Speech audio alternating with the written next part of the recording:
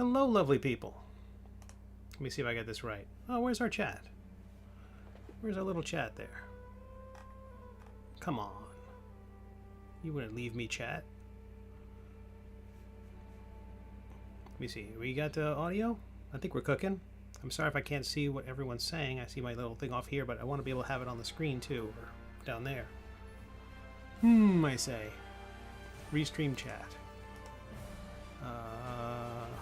Can I refresh just that? I can. There we go. That looked like something was happening. There we go.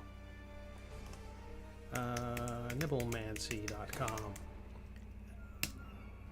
It's been a while since I've streamed. That's the link for the latest Kickstarter, which is going on now. I think when I was last here, we had we launched Nibblemancy. It is my 4th RPG book. For folks who don't know who I am, my name is Steve Conley. I write and draw the webcomic The Middle Age. 300 episodes are available for you to read on WEBTOONs, Tapas, GoComics, and my own website at middleagecomic.com. I also make role-playing game stuff. And I'm working on the illustration you can see right, make sure I point the correct direction, that way, right over there. This is an illustration I'm working on in Procreate. This is from my buddy Cave Geek Art. You see him here on Twitch. Follow his channel. He has a Kickstarter that he just wrapped up, a very successful Kickstarter for his book Flavor Text Adventures, which is a combination of a cookbook and a fantasy book, and it's got like 5e rules in it, like so if you play Dungeons & Dragons, it's got rules for that. And he's awesome. He asked me to contribute a piece, and so I'm doing that. And in the process, I was launching my own Kickstarter at Nibblemancy and all that, and so I kind of, the longer it took me to work on this, the more I wanted to embellish it. And so I spent the weekend embellishing it. So all these little rocks, all these little doodads, every scale on the dragon, tons of stuff. But currently, well, this is what we're going to work on. It looks like, okay, there's a ton of line work already there, but the cave walls are pretty flat. You know, they seem to be on a single plane. I want to create some depth there. There's kind of rows of caves, sort of like, I don't know, almost like arches of rock, and I want to add some depth there. I've done that a little bit over on this side by the hand. You can see it gets a little darker as it gets close to the next tier of rocks, the next row of rocks. So I'll be doing that throughout, and just giving folks an update on all this stuff I'm working on. I recently just did an email update to everybody on my mailing list, which is about 1,500 people now. Just giving update on where everything stands and what my plan is for the rest of the year. The Middle Age kind of was on an unexpected hiatus as I was working on a lot of role-playing game stuff and client work. I do cartooning for other people, I do websites and things like that. And so the Middle Age comes back next week, and it's going to be back on its weekly schedule. I couldn't be more excited. It's really cool. It's coinciding with the launch of the Kickstarter for Volume 3. There have been 2 volumes. There hasn't been a new volume in a couple of years. So there's now enough material. Unlike the role-playing game stuff, which once I have enough material, enough illustrations, enough pages, enough rules in place, written down, that's when I have the Kickstarter. With the comic stuff, I don't do those until I've got every page drawn. So I might go back and tweak some dialogue. I've got some notes for, like, maybe something could be said a bit more artfully, or there's a typo, or, you know, his glove is torn, the hero's glove is torn in a certain way, or there's a cut in the king's tabard, or like the cloth, the cape. Like there's a cut in the cape that happens at one point or another, and I think in 1 or 2 panels I haven't drawn that cut, so I got to go back and add those cuts. Little things like that. It's all continuity concerns and a little bit of grammatical, I don't know, unnecessary fixes, but they're the sorts of things which if they found their way into the finished book, it would really frustrate me. So I'm going to keep working on this illustration. I'm working on an iPad Pro, the 4th generation one. I think the 6th generation is on its way now. But I'm working in Procreate. And yeah. So there's a couple of things about this illustration. Normally I do simple line work, very much holding lines, clear line work, kind of a coloring book style. And then when I color the piece, that's when I add a lot of embellishments, a lot of rendering. In this case, I started doing it all with line work, and it kind of got away from me. But I don't like coloring when it's this level of detail, and detail might be the wrong word, this level of decoration, intricacy, I don't like coloring it. It seems like the color then is doing the same job that all the rendering is doing. So it's better with flat colors. So I'm thinking this piece right now is going to be black and white. And before we log off here today, I'm going to add a single tone of color. I'm not sure what that tone will be. The dragon makes me want to make it red. The cold of the cave makes me want it to be blue. Or it could just be like a sepia color, kind of a nice warmish brown color that might make the piece look older and more antiqued. Anywho, let's get to it. So I think I was on a layer up top, which I was just testing with some overlays of color. But you can see there's an overlay of gray back there. That was just a placeholder. I'm going to turn that off. Got that here somewhere. But I think we're streaming to the YouTubes and the Twitches. So I'm glad you're here. Hopefully if you comment, I can see it. If you want to check out my latest Kickstarter, you can. It's called Nibblemancy. It's at nibblemancy.com. I put a link in the chat there. And it's got 2 days left to go. It's for Dungeons and Dragons 5e. If you want to be a cooking and baking wizard, that is the book for you. It already hit its goal. It hit its goal very quickly. I love my readers. Very supportive. I can't thank them enough. So what I'm doing is now is I'm just going in basically behind trying to create depth. So I'm going to put like shadow underneath each row of rocks. So as I've done here, I started darkening it. I'm going to put a bit of shadow behind these foreground rocks. And it's just a lot of this.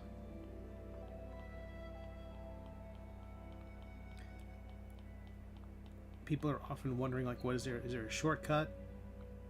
And there might be tools in like Clip Studio or other programs like that.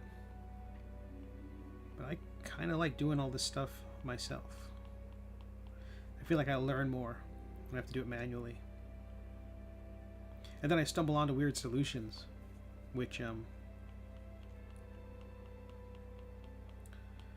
can then apply to something else, like the chainmail on our hero's clothing there. There's all these solutions. Hey, Cave, how are you? Hey, Crut, what is this garbage you're working on? I was already giving you a shout out, Cave. Saying that Flavor Text Adventures is a book you would be well served to judge by its covers. It's the covers by Larry Elmore. So this will not be the most impressive dragon anywhere related to that book. But Cave, the author Cave Geek Art, you see here in chat, please do follow him on Twitch. He raised the bar, so it's all his fault. And so I decided to go in here, let's draw every rock, let's draw every crevice, nook and cranny.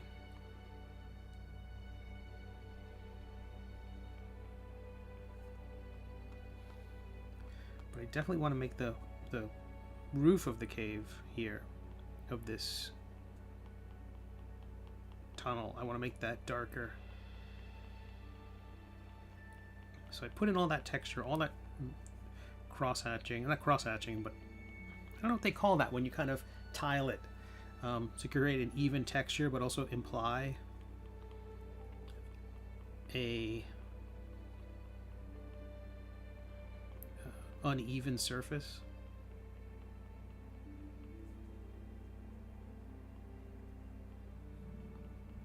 But I don't stream on Twitch as much as I used to, or on YouTube as much as I used to. I do have a hope to come back on YouTube and create more comics related content. As you know, just today I got another nice comment from one of my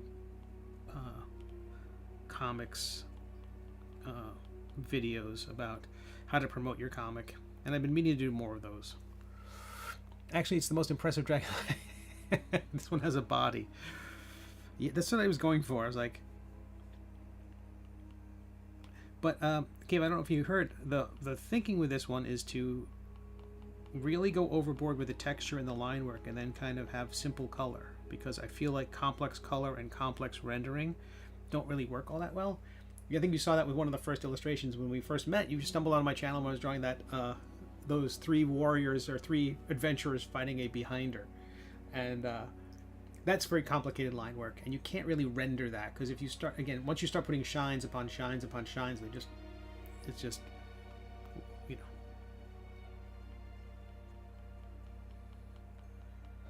We start getting the you know, we'll start needing lens flares and things like that.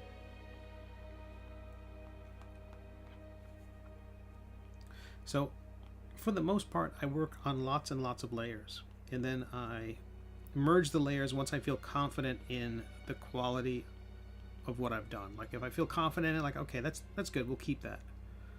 Then I'll merge those layers together. And if I'm really not sure, and there's lots of layers, I'll sometimes duplicate the document, and I think this is the third copy of the document I have.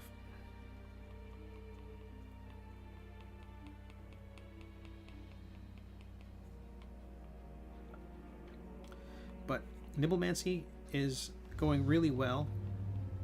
It had a very strong start and kind of has plateaued in a really interesting way. My thinking is that I did a otherwise the only one with no cape. I had done Intoximancy, which is my first RPG project, and this is doing better than that. But there was kind of an arc to it. Like then Death Dealing made more money. I think that was because it had the card decks in it. That's a rogue class with magical cards that they throw, and everybody wanted the card decks. Even people who just got the PDF, they just wanted the card decks.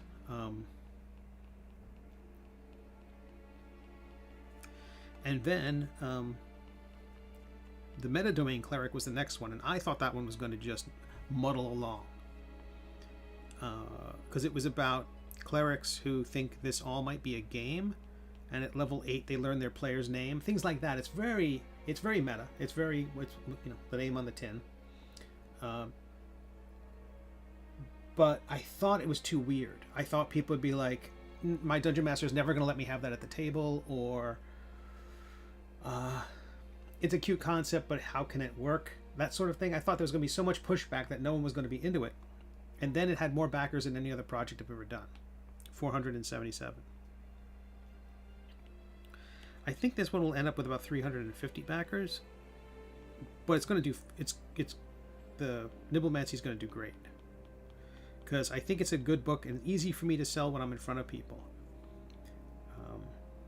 But it's also a well-trod area in RPGs. I think the idea of food has been, as a, I don't want to say flavor, that's stepping on Cave's brand.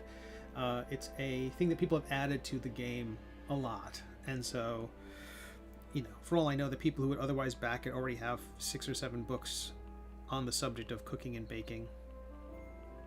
And with the new version of D&D right around the corner, and I do think there's a huge overlap. I don't think the people who are buying 5e books on Kickstarter are unaware of the inside baseball of D&D. People often talk about D&D players. They don't know about editions. They don't know about the whole OGL mess.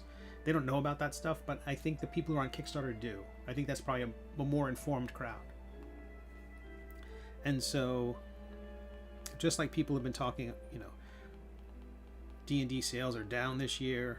Like, I feel like that's just because there's a new edition coming out. Why buy something which is going to be outdated?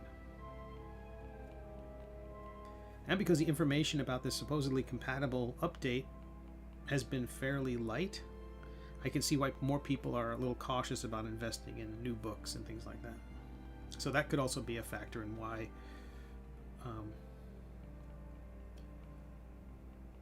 it's been an uphill battle for some 5e books.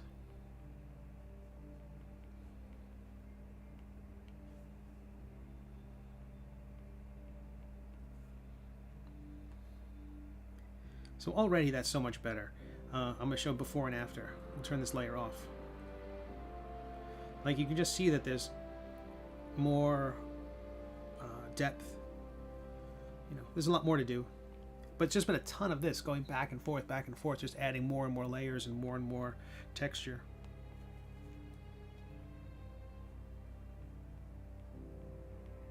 So I streamed a lot more last year. The reason why I'm streaming less is it's just harder to fit into my schedule. one of the things that when David Peterson was suggesting I do more of this, or suggesting I do it at all, was that, well, you're drawing anyway, you might as well also be online. But I've been so used to just working on my own schedule, and the idea of being here at a specific time to do the work, even if the audience is very forgiving, if I have to miss a stream or something like that, it's still, I don't like to miss an appointment like that. Mike Karate. What Cave is talking about is as a person in their 50s,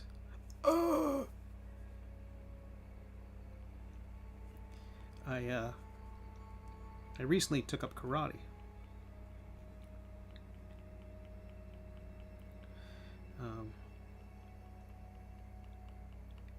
And it is, I've had some recent back problems, but they don't seem to be associated with karate. They might be, but it's mostly because I'm just physically out of warranty, well out of warranty.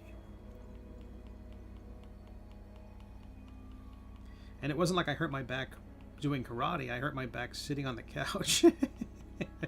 I was sitting on the couch. I think I was just there, and I wasn't doing anything. I'm minding my own business. And then out of nowhere, my back decided to just spasm.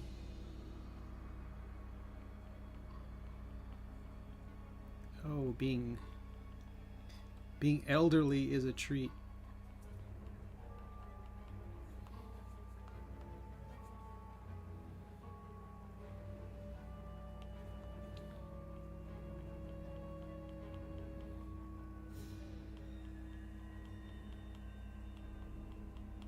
But just last week, I finished shipping. No, it was a little bit before that. I finished shipping out all my all the rewards for the Metadomain Cleric, and the responses from everybody has been amazing. I had a couple of quotes on the site, but now my website just loaded with quotes. And I did something different with my personal website. For the longest time, I was kind of trying to keep all these different plates spinning. I do web design, I do graphic design, I do informational graphics, I do book design, and I do comics. I draw comics, and I do gaming too, like gaming products, like we were just talking about. Like, and so the first one was Annie nominated. Like, so I feel like it is. I don't know. I'm feeling a bit more established. Hey, Weverwolf. Now you started fighting crime. So I feel like established in a way with the gaming world and with the comics world. And again, the comics thing has been going great. The Middle Age is the most well-received thing I've ever done. The comic project I did before that was called Astounding Space Thrills.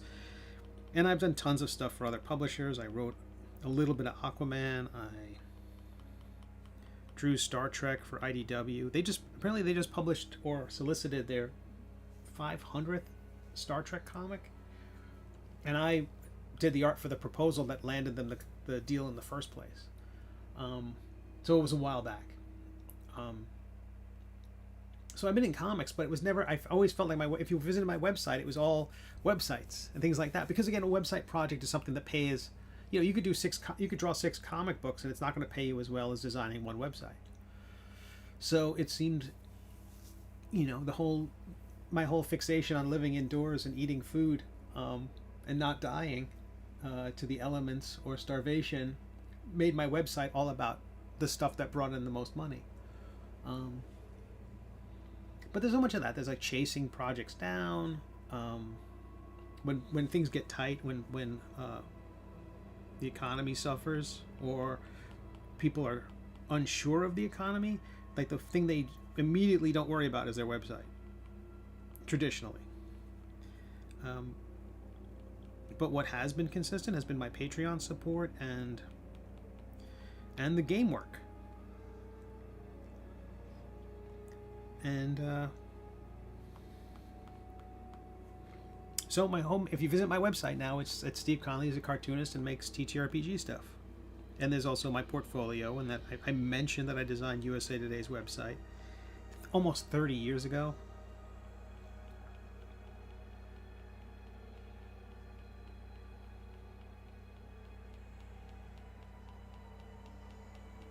So, I don't know. I feel really fortunate to have found the TTRPG community as welcoming as it has been. It's tough out there with, veteran employees of Wizards and other companies looking for work.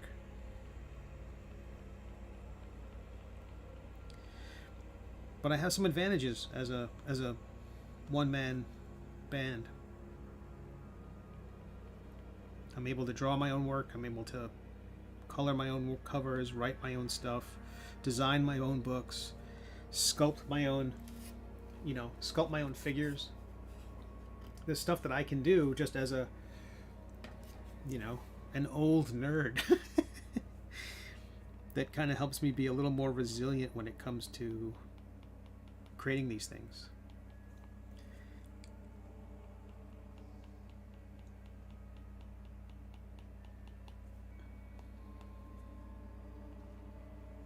But like what Cave was joking about, I started studying karate mostly because I just needed exercise.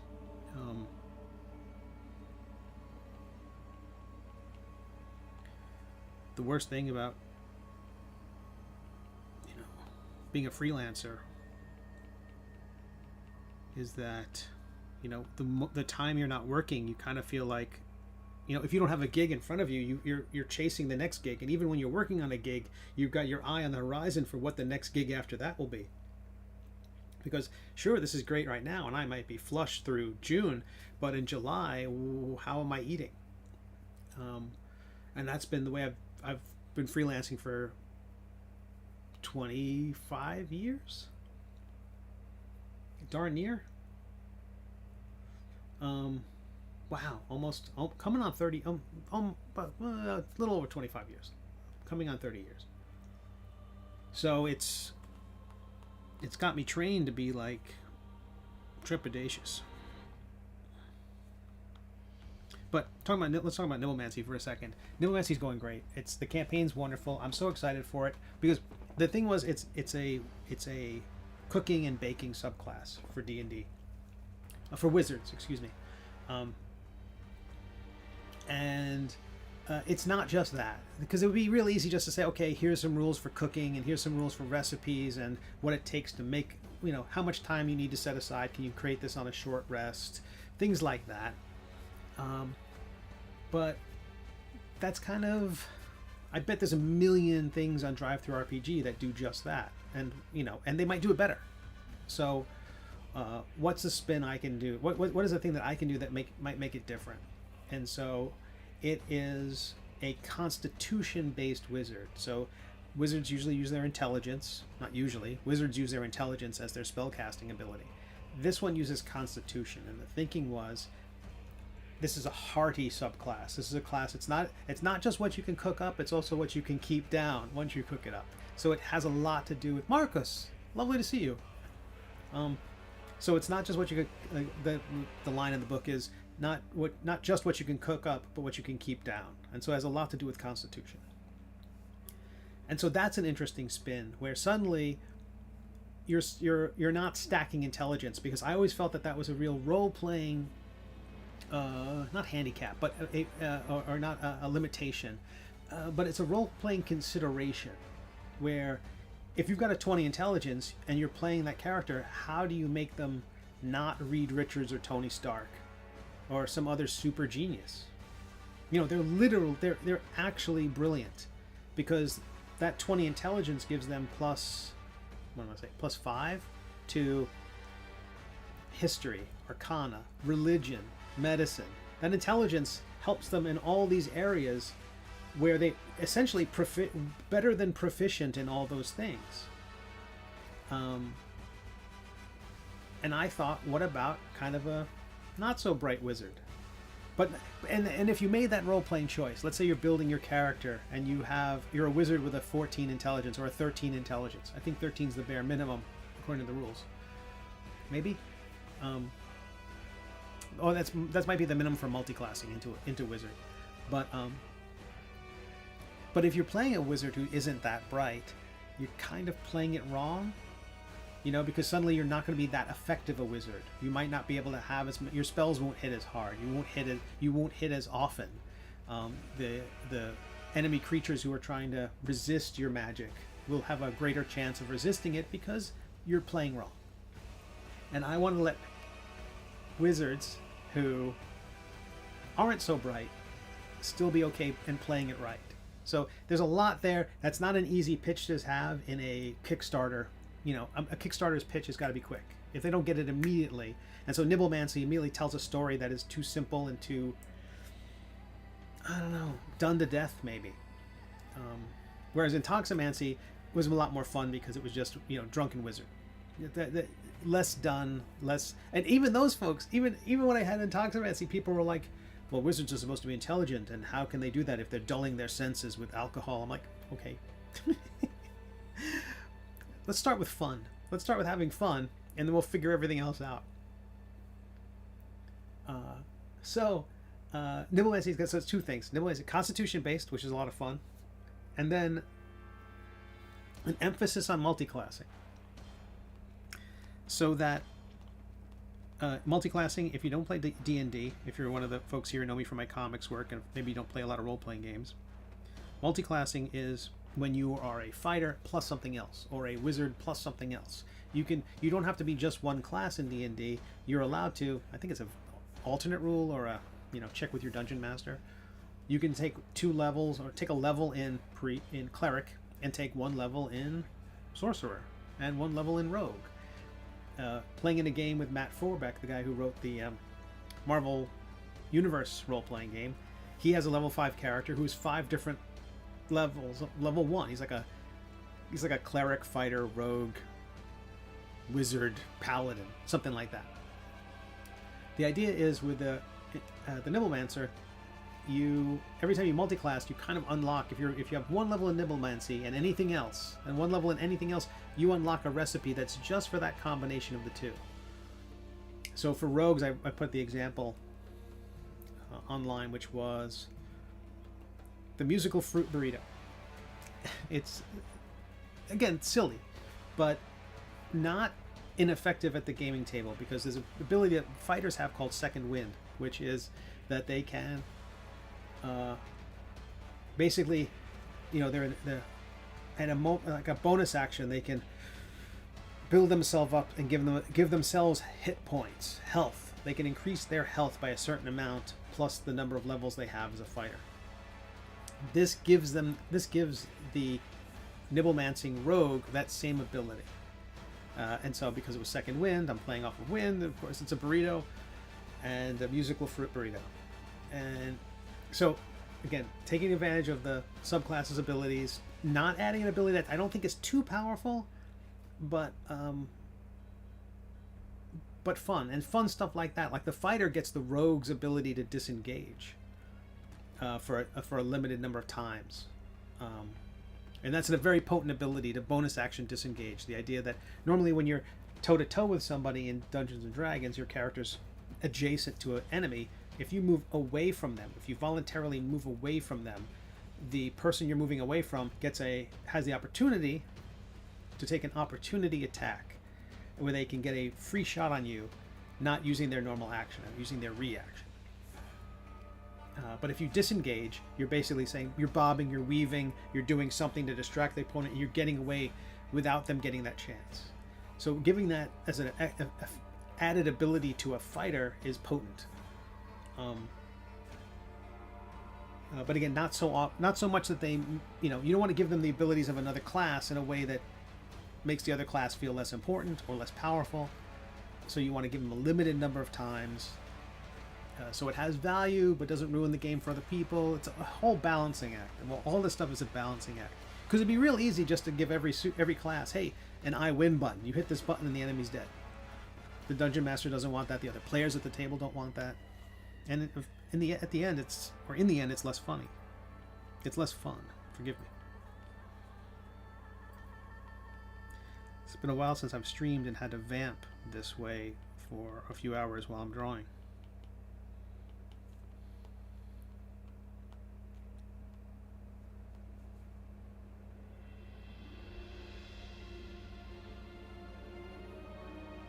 So this whole drawing is just a lot of layer upon layer of cross-hatching to build up levels and hopefully make the dragon's face and body pop in a way. One thing I'm not so thrilled with right now is there are wings behind the dragon, but that the shoulders are very heavy and dark. So I may have to redraw the arms to make them... I either have to redraw the arms to make them lighter so that the outline of the head pulls it forward. When you're drawing in line work, a thicker outline around something has a tendency to make it look like it's closer to you. That's a good trick when you're drawing. A thicker outline makes it pop forward. It's also good for the shadow side of a figure or an object or something. But one more thing would be adding... I want the piece to work in black and white. I do want to add color to this, a simple single other color, but I want it to work in black and white first. So I may have to darken the wings back there a lot. Really just push the whole background. Everything inside the cave should probably be darker. And I can do that with an overlay of color.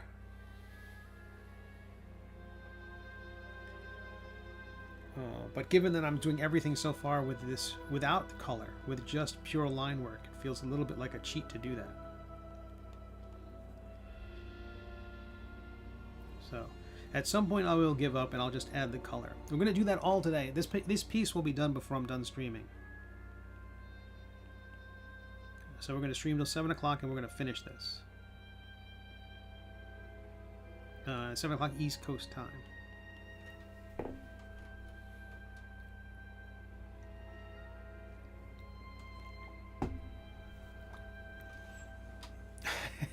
Hey, Moose. Okay, maybe, but I don't know if that's gonna... I don't think giving them color is necessarily gonna make the piece better.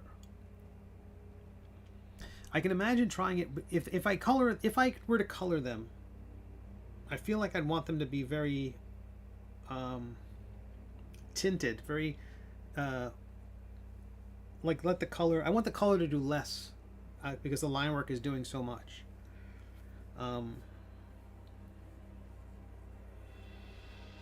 Yeah, I'm inclined to just use a spot color, and I think it's gonna look. I think it'll look great.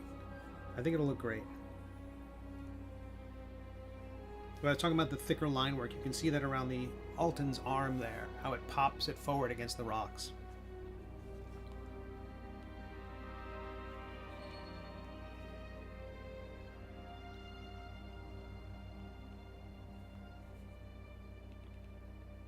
Those lines are a little far apart. I'm going to go and do a little bit and then come in a little tighter here.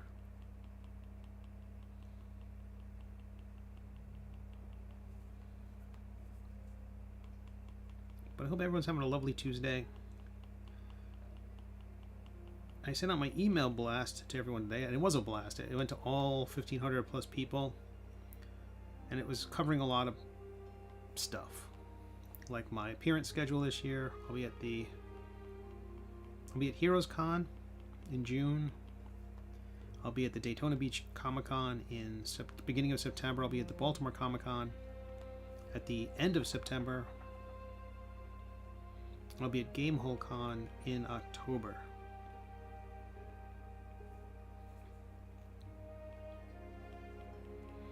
And I'm talking about the my publishing schedule this year. Like I was just talking about a minute ago, I'm spending this whole year really focusing on publishing my own work. I mean, if freelance work comes up, I will fit it around my game work, and my comic work will take priority maybe for the first time in 25 years of freelancing. Next month in June, I'll be kickstarting Volume 3 of The Middle Age, my webcomic. There's 101 episodes in every volume, and there's enough material now. And I never kickstart a comic, like I mentioned before, I never kickstart a comic or graphic novel until all the material is done. And it's done. So we're going to kickstart Volume 3. I'm very excited for that. Every time I go to a convention now, people are like, where's Volume 3? Where's Volume 3? And I had a wonderful moment at Free Comic Book Day. A family came in, and the mom was looking at The Middle Age, asked me to explain it. I walked her through it, and she bought volume 1, which is very nice. I signed it to her and all that, and doing their sketches and doing things, doing free sketches for kids all day on Saturday, and selling stuff, selling like the game books and things like that. It was everything went. The game books were very well received, and a little while later, one of the family members came back in and said, "My mom's still in the car," because it was raining heavily on that Saturday. My mom's still in the car. We came back. She wanted me to get volume 2. That she had read it and she was laughing and wanted volume 2 of The Middle Age. So that's such a good feeling. You know, I'm always critical of myself, but once in a while things like that will happen and they kind of break me out of my self-imposed I don't know, downerism. This is what you cover the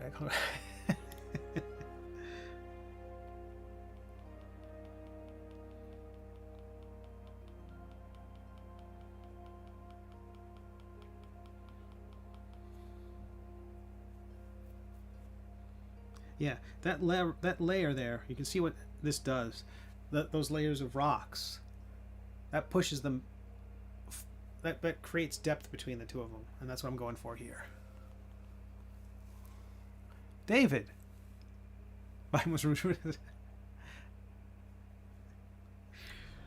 David, I thought you were traveling. Are you somewhere else in the world right now?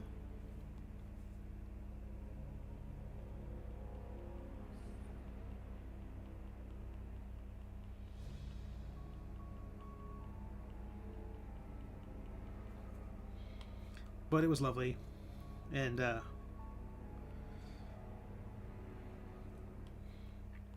it's a nice shot in the arm.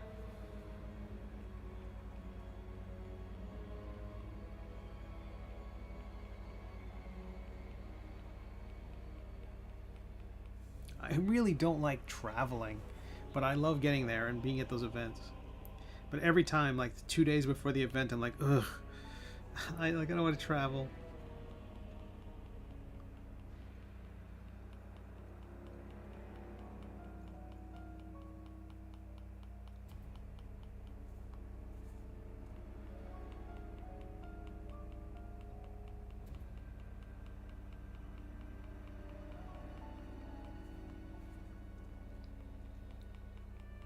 So Thursday, the Nibblemancy Kickstarter campaign will end, and I'm hoping by Friday or by the weekend, the placeholder page for Volume 3 of The Middle Age will be up so people can start queuing up for when that campaign launches next month.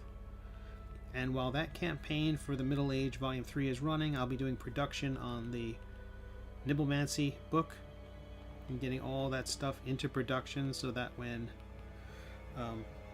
the odds are that the Middle Age work will be done and back from the printer before Nibblemancy, just because the comic work is, because every bit of the comic work is done before I start the Kickstarter campaigns. The Nibblemancy book is more like, okay, here's my idea for a project. Does anybody really want me to do this? And I run a Kickstarter campaign to see if everybody's on board, and then the work begins in earnest.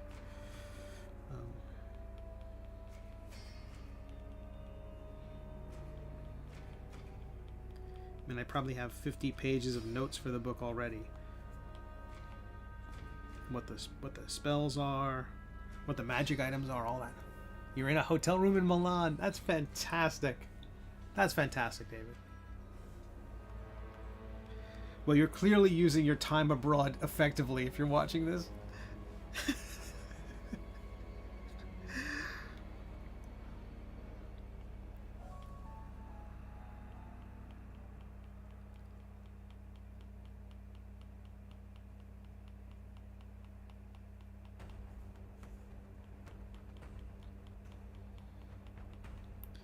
So you were in Milan. What did you do? I watched Steve on Twitch. How big will this be printed? David, exactly. These I'm actually I'm doing the David Bastian, the Jeremy Bastian drawing your own halftone.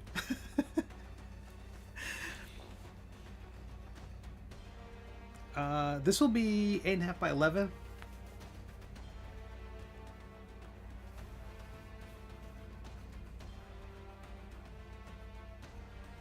But it's for Cave Geek Art, so you know how Cave is. I had 1/10 the number of lines, and he said, "You can do better, Connolly." Back to the drawing board, he said. It's not done until you have carpal tunnel. His words, not mine.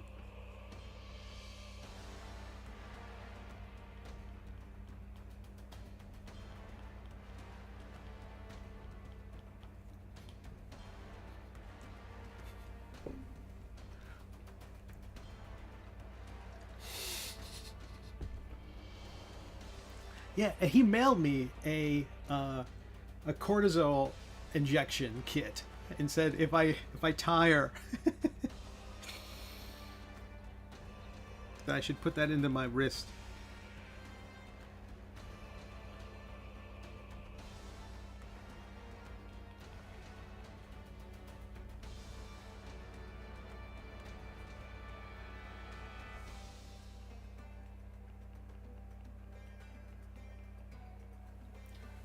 What do we got?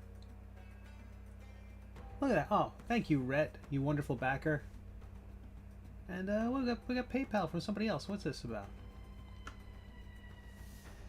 How lovely. Injection. An IV backer.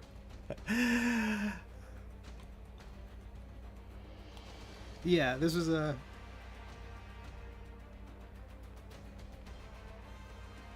I don't do this style very often. To me, this is very Dungeons and Dragons. I've been looking at a lot of old D&D work from like the red and blue box editions, and it's really funny that if you look at the very first editions of Dungeons and Dragons when they were zines, like photocopied zines, or forget mimeographed zines, the artwork is all traced Steranko Comics drawings. So I don't know if anyone's told him how important, if anyone told Jim Steranko how important he was to the origins of Dungeons and Dragons, but I think that would just that might give him a big head. That might get him that would give him something to crow about in addition to all the other things. But it's shameless how they're all like lifted directly from like Nick Fury, Agent of S.H.I.E.L.D. comics. But by the time you get to the red and blue box editions, you got your Jeff D and your Bill Willingham and Trampier and Errol Otis and all that stuff, there's such a huge amount of noodling in the work. And you could just imagine they were playing like Rush or Led Zeppelin or prog rock, Yes, and John Anderson and stuff like that. It was just on a loop, and they were just just so into it. David, that's kind of where I was going at. Like, just one more feather in his already well festooned cap. Also film the areas of high res scan of buckskin as a midtone.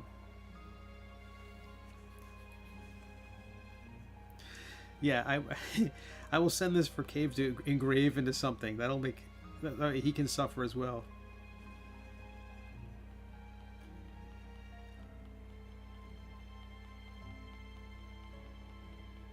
But I love that print you have for the Art Fest, David. You shared that, and then you showed like was this a warm-up illustration? I thought it was gorgeous. So much gesture and so much life, so much personality. You can see the intention in the faces of the characters, and it's like they're rodents, but you give them such personality and such character. Always impressed.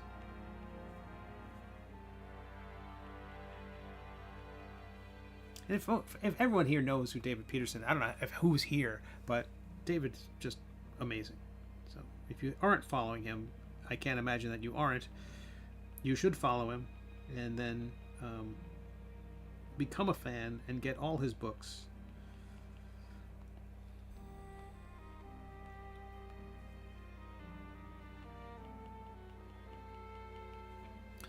But getting back to that email, so I emailed my list, talking about my schedule for the rest of the year, where there's going to be Nibblemancy, then there's going to be the Fighter subclass. I haven't revealed the name of that book yet, but I reserved the domain name, and I couldn't be happier. But the idea will be, we've got Nibblemancy gets produced and shipped out to everybody while the well, it gets into production, and the pieces will be at the printer. I think the aprons will come back before the books might. The Middle Age Volume 3 comes out. That's huge. So those two books come out. Then when the Middle Age Volume 3 wraps up, then we're going to move right into the Kickstarter for the Fighter subclass. People wanted me to be... The question I get from everybody is, when's the Marshal class coming out? They don't count the Rogue. They want someone who's going to stand toe-to-toe with the bad guy. And I have... It's great. It is weird. It is totally in line with the Middle Age. It's got that same sense of the things I'm talking about. Fun, powerful, and playable. Fun is the most important thing. Powerful, you're going to feel really good playing this class. It's going to give you cool options and fun features. And playable, you're not broken. You can actually play with other people, and other people will have a good time. You're going to be a force multiplier for the people around you, and the cool things they do will make the cool things you do cooler. So I'm very excited for that. And then once those three are done, there's kind of a question mark over what I do next, based on how long it takes me to do those things and how well received they are, and what Wizards of the Coast is doing with their next edition of the Player's Handbook. They're going to release the Player's Handbook before they release the Dungeon Master's Guide, which I don't know how that works, since you need both of them to play the game, which means for at least 2 months people will be playing with the new Player's Handbook and the old Dungeon Master's Guide. So, all right. So there's a lot of weirdness there. I'm hoping that the people who are so excited about the new D&D or Tales of the Valiant or whatever the projects are, that doesn't somehow get people to, give them cold feet about my projects. I'm in awe of your supplement. Oh, thanks, David. Oh, David, you're so great. You're very kind. Oh, Ranger Bard. I have an idea for a Bard, but that won't be until 2025, because the subclasses, the order of the subclasses are the Fighter. After Nibblemancer will be a Fighter, and then I have what I think is a really great but complicated idea for Druids. So, but Druids in particular, I want to see what the new editions of... I haven't read all of Tales of the Valiant. I backed that Kickstarter from Kobold Press. For people to know, Tales of the Valiant is kind of like a variant of 5e. Tales of the Variant.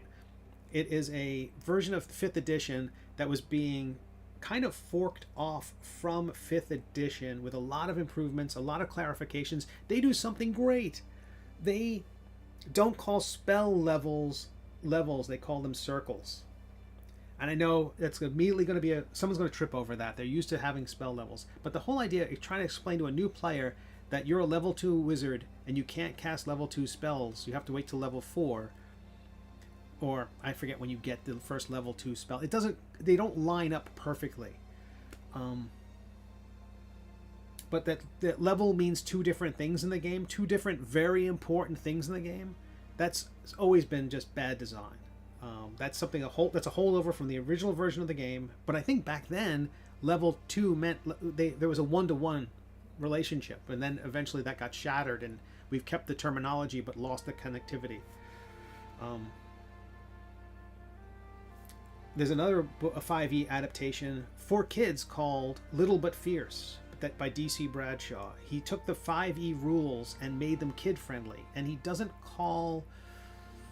I think he keeps the spell levels, but changes character levels to grades, or vice versa. And I love that. I love that. Grades is a great word, but I'll accept circles as an alternative, because suddenly, you're a level 3 wizard. You have access to to circle 2 spells, things like that. Quimp is the fighter model, David.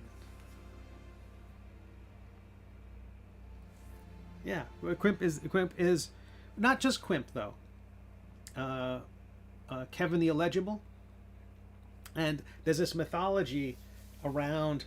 But I don't want to get into it. I don't want to get into it just yet. But we'll talk when you're. I'm going to visit you on one of your Thursday chats. and we'll talk more. But I don't, no spoilers just yet, and I don't want to start pulling on that thread. And then before the end of the year, there will be a 25th anniversary collection of my original webcomic / comic books called Astounding Space Thrills. They've never been collected in a hardback before. I have readers who love that series. God bless them. I wish there had been more of them when I was doing it. But I blame the direct market more. But I actually blame my speed as a cartoonist more. I'd like the idea of putting those into a kind of, not an omnibus style collection, but a final collection. Basically saying this is the finished version of those books, and having those that way forever, instead of the kind of piecemeal versions I have been doing. Over the years, I've made like 6x9 collections of the short stories, the individual issues, the web comics were collected into a hardcover book, and I wasn't really happy with the production of those books, which pains me, because what happened was I ended up ordering like 40% more books just to get the right amount to mail people perfect copies, and so now I have like 40% irregular copies over there on one shelf that I have in like my kind of fulfillment areas over there. But there it is, off on a shelf, because it doesn't get ordered. I bring whenever I go to the donation place, or go to a new, take things to be donated, or I go to a comic convention, I'll bring a few of those, and if a kid expresses any interest, I'll just give it to him. But I want those to be done in a kind of more permanent way. Oh yeah, of course, Dave, that's great. I'm so excited for you to be at that event. My understanding of that, of Lake Como, is that it is sort of the artist's art show of illustrators, with an heavy emphasis on comic art. But I'm so excited for you to be there. And it's a testament to how good you are that in the world of comic art, there's kind of that preference for the genre, the hero genre. The idea that, I guess not in Europe, are there Bigfoot cartoonists there? Or is it all like gotta be, is it all like the French albums and things like that? A new backer. Anna. Thank you, Anna, or Anna. You're awesome.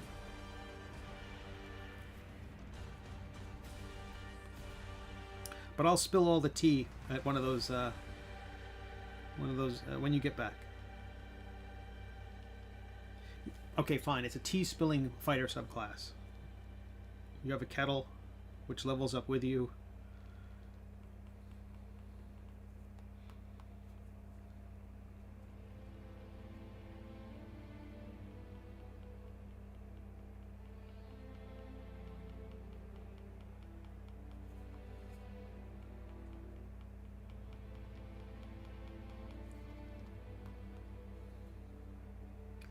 That's better.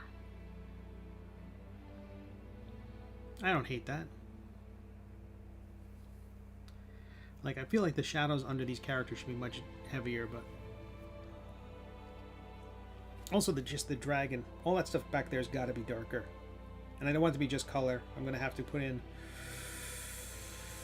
more scratchings. That's okay. Okay. Alright. I thought it was going to be like, I don't know. Have you done Angoulême?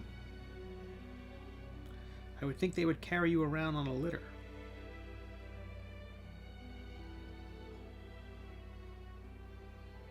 I'm going to merge those layers together. At 8.5 by 11 at 300 DPI, this is a very large file, so I don't get as many layers as I would like, which would be infinite. Okay, so that's a rock texture. I want to find the wings, where I have... Ooh, no. This is the shadow behind the dragon.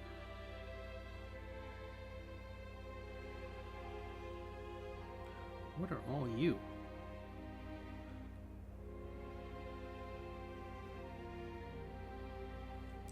Empty? No, it's got stuff on it.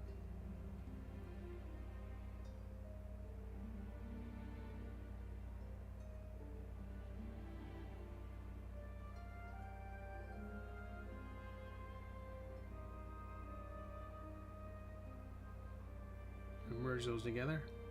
That layer might be empty. I wish you could, in Procreate, delete empty layers like you can in Photoshop.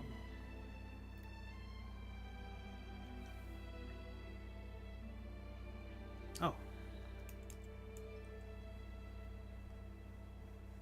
Well, that's a pain in the butt. That's, you see on the screen there is my cursor from my mouse because I upgraded my operating system, so now all these devices talk to each other, so I should be able to type. No, I can't. You son of a gun.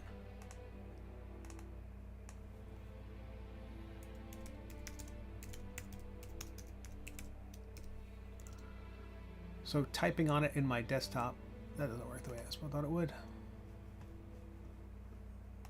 Okay, that's trippy. Me, Charles Vess, Carnito, Stan was meant to be here. Stellar lineup. All right, so let's add more. Anything here? Layer empty. All right, I'm gonna add a little more shadow back here to the cave.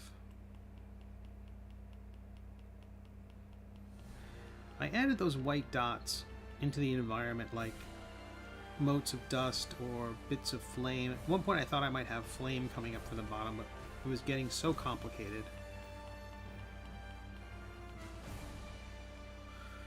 And I don't mind complicated, but then at some point when it becomes indecipherable, I'm like, okay, I've gone too far.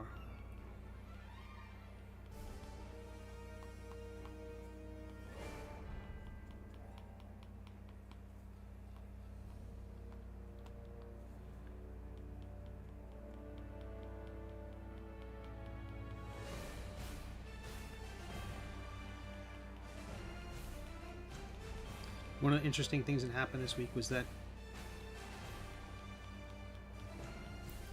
or was it last week? Critical Role announced their own streaming platform and subscription service. So I think they're no longer going to be relying on Twitch and YouTube. They're still going to be on those platforms, they say, but they're not going to be beholden to those platforms. So I think it's $6 a month with a discount for an annual subscription, and they're not using Patreon or something like that. They've created their own system they're calling Beacon, just for themselves. And that's awesome.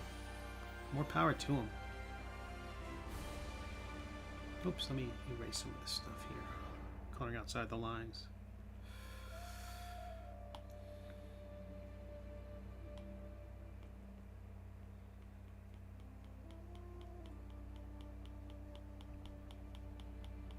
But Nibblemancy got a couple of last-minute shots in the arm. I mentioned this on Twitter that I was trying to. You know, normally I gotta look for a call. I'll be back in a bit. Okay, Kate. I usually look for other Kickstarter campaigns that are for 5th edition D&D that are somehow tonally or creatively on par with what I'm doing. Like for instance, they might be a little humorous, or also ones which have roughly the same number of backers as I do, because if your campaign has 2,000 backers and I have 300 backers and I say, hey, let's cross promote each other, why don't you tell your 2,000 people about me and I'll tell my 300 people about you, there is a disparity and I'm asking for more than I'm getting, asking for more than I'm giving, right? So I feel better if I have 400 backers and someone has 200. I feel much more willing to approach those person, because I'm saying I'll tell my 400 people if you tell your 200 people. I feel like they're getting more out of the exchange, and that way I'm not being a jerk or you know, it just feels right. But because Kickstarter allows people to use AI, I basically put an essay on my Kickstarter page, which I shared on social media. I shared it on Facebook, a long screed about how AI is awful And here are the many reasons why, not just the theft part. The theft part's the low-hanging fruit and the most obviously egregious. But I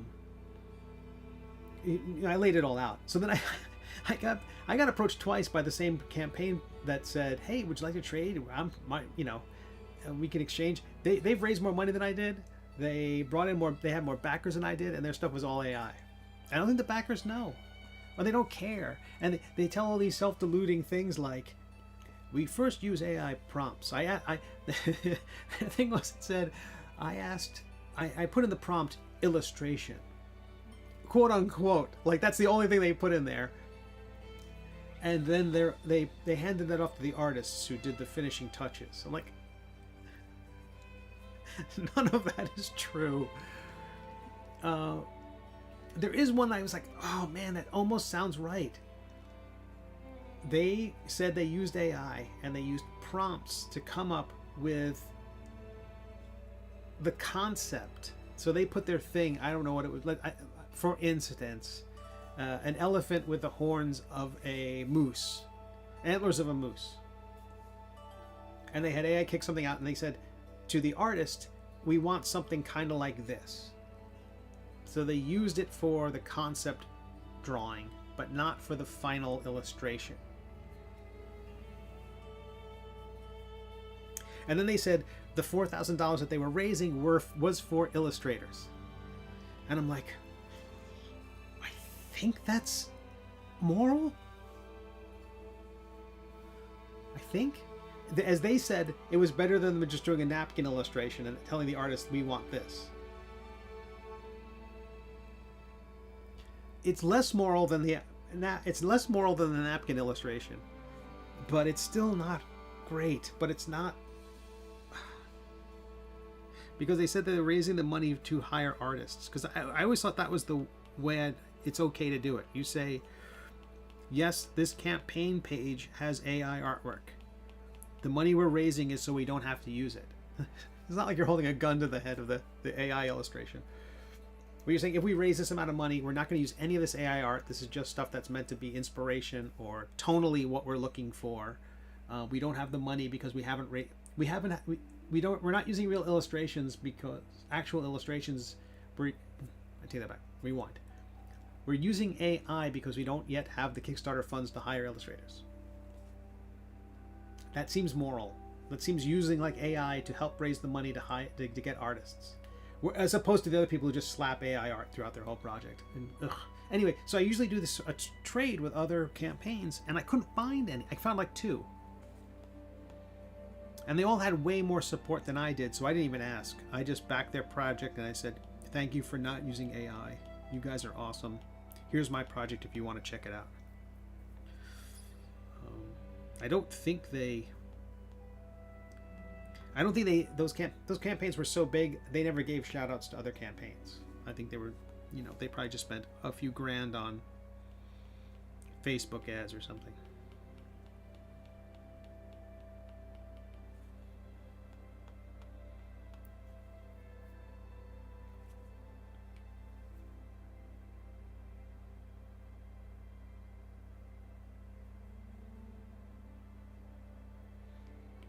Okay, where are the wings? There are the wings.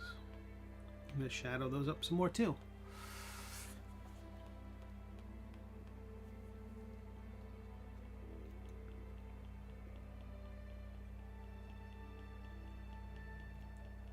But sadly, Kickstarter uses the honor system when it comes to AI, which is an oxymoron.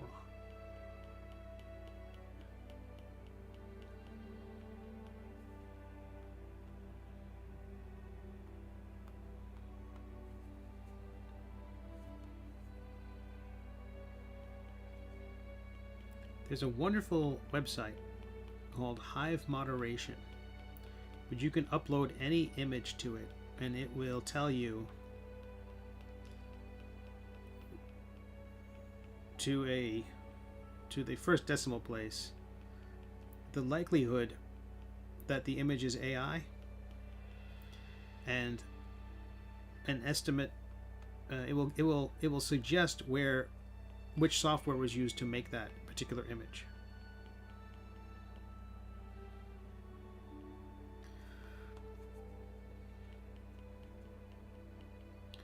There's an artist I know whose work took what I thought was a logarithmic leap at one point, like a massive jump in quality. And my suspicion was that AI was involved.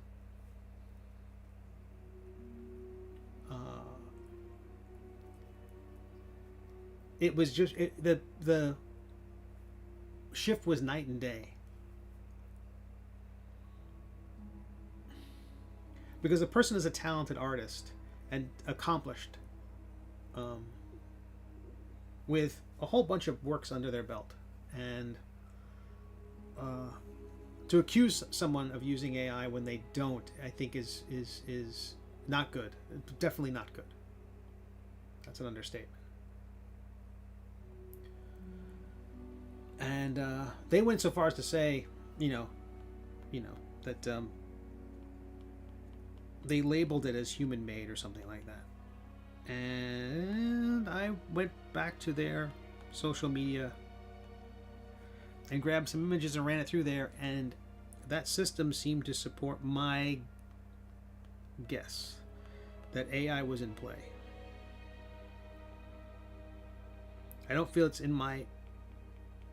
I feel like the best thing I can do is to make people aware of Hive moderation, to let artists know that if you're going to use that stuff, you're going to get caught, and then let them back off.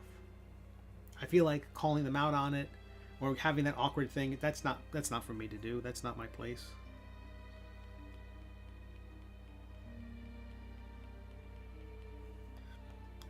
I worry about the situation where a person whose work is really interesting, Jose Villarrubia, who's a extremely well-respected colorist in comics. He's a teacher at MICA, the art school in Baltimore, Maryland Institute of College and Art. Of Maryland Institute College of Art, Communications Art. I'm not sure. MICA, MICA. Jose Villarrubia. He has been really on top of this. He's who I heard of Hive moderation from. And he grabs art from people and will, like it says, you put the illustration up there and it says, I don't know, like 40% chance this is AI. And then what he does is he silhouettes out a piece of it, so you just get the background. And then it says 99.9% chance AI. So the idea is that the system can tell that you've introduced other elements to it, or you have run it through another filter, or you've gone through and you've painted on top of it or something like that. That stuff can hide the AI from these detectors because, hell, you've had to go in there and paint. So, it's like,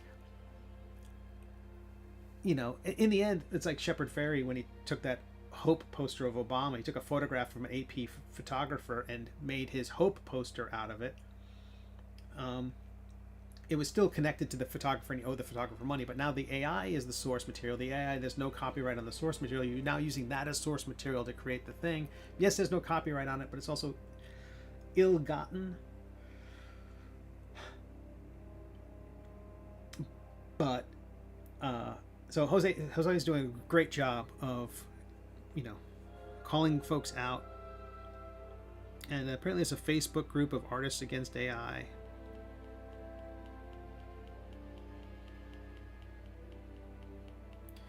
But I think the thing I said from the beginning is still holds true. There's a lot of cartoonists, kind of cynical guys, and I worry that it's some of the older cartoonists who sometimes feel like, I think they feel safe.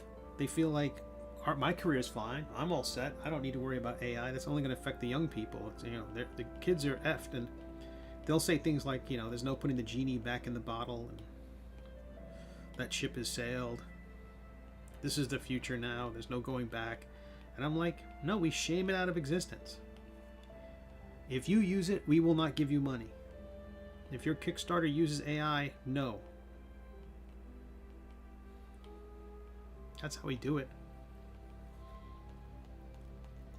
they're only doing it to be cheap. Whoever's using it is like, you know, you can either learn how to draw, learn how to paint, or you can use this machine. That's one thing. If you're going to use it as a crutch for your... Crutches aren't bad. Crutches are fine when you need crutches. If you're going to use it as a embellishing tool,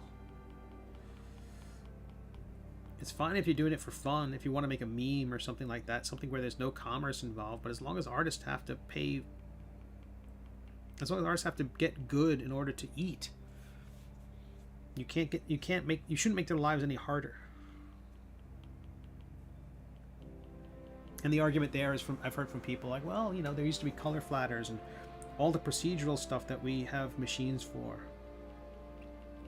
They were all replaced by automation. Isn't it okay if this... I'm like, oh, the worst excuse I've heard. Someone says artists copy from each other all the time. And I'm like, your point? Well, this is just a robot copying. Well, yeah, they're not an artist. I'm still okay with artists copying from each other. If someone uses that answer, it's like, well, that's... Yeah, we're on the same page. Artists can copy from each other right and left. If you're an artist, copy from whoever you want. Wally Wood, one of my favorite cartoonists, said, Don't draw what you could copy. Don't copy what you could trace. Don't trace what you can cut out and paste down. That dude, most of his best drawings were Hal Foster and, I don't know, Bern Hogarth tracings.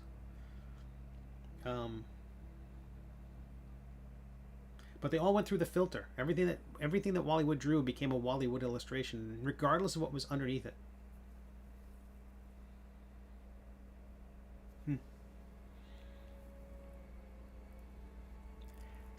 Fantastic, David, right? Isn't that great? I'd like to work on this piece here so much that hive moderation goes 40% chance.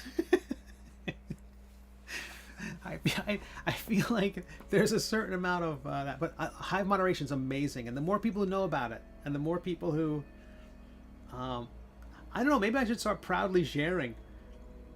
Here's my latest piece: 0% on hive moderation, and it's like showing receipts. What's really funny is my characters in my comic, in the Middle Age, have the 3 fingers and the thumb, like The Simpsons or Mickey Mouse. Because when I was doing the comic, I thought, when I started drawing the Middle Age, I'm like, this isn't a movie, this isn't a TV show, it's a comic. Let's lean into it 100%. And so the characters have 3 fingers and a thumb. And then when I did my cover of Intoximancy, I got that right here, you know, I was sculpting it the same way. He's got 3 fingers and a thumb. And I'm wondering if people are going to look at this and go, that's got to be AI. It doesn't have the right number of fingers. Not only is it filtered through a human, it's also set to the human scale of time and iteration. And replicable.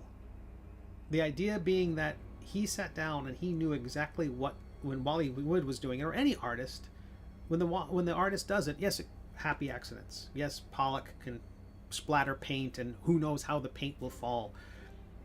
But the idea is that intention is so important that and that it's largely replicable. Like, you're never going to draw the same thing twice, you know. You'll draw something 5 times and one of those will be your favorite, and it might not be the latest one, it might be the second one or something like that. But again, that requires achieving a level of well, I guess it can happen at any level of expertise. But AI is not that. AI is like, like I said this before, give me the chef special. You don't know what you're going to get. You get it. And then you take a photograph of it and post it on Instagram and say, look what I made. And you don't know how it got made. You don't know anything about it. You know.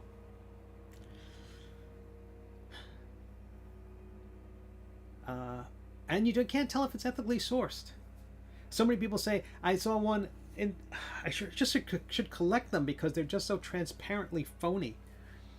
One Kickstarter said, we use AI, but we made sure we only sourced Renaissance paintings. Work that was in the public domain. So we weren't hurting any. I don't know why I'm using that voice, but that's it was BS. What AI out there says we're only going to source it with Creative Commons 0, and even that you can't tell the pedigree of all those things, and Renaissance paintings. But that's one of the reasons why it was important to come up with the other reasons apart from theft why it's morally wrong. So because I felt like, okay, you know, I've had this thought like, okay, you're like we talked the Garfield artist. If he put all his work into an engine and it spit out more Garfield, what's wrong with that? He's not hurting anybody. It's all derivative of his own work. He's hiring a ton of people who work. All the people he's hiring namelessly right now to draw the stuff, they're out of work. But what's wrong with that? But you could see exactly what's happening over in the role-playing game section of Kickstarter. It's flooded with AI garbage. But I put it back. You can't tell if it's garbage or not. That's what's worse. Because it has a striking illustration, you think. It's got a striking image. It's definitely a GIF or a JPEG or a PNG file. It's got a striking image. You can't zoom in enough to run it through Hive moderation, although Hive did some pretty good guessing. Whenever I questioned it, I downloaded the file, ran it through Hive, I'm like, oh, okay, 95%, 98%. Oh, but I was talking about that other artist who's an accomplished artist. I downloaded an image, ran it through 99.9%. But you could tell. And I have noticed that that artist has backed off from that style. It's much more their style again. They have, don't want to say regressed. I think they've stopped adding that artificial flavor.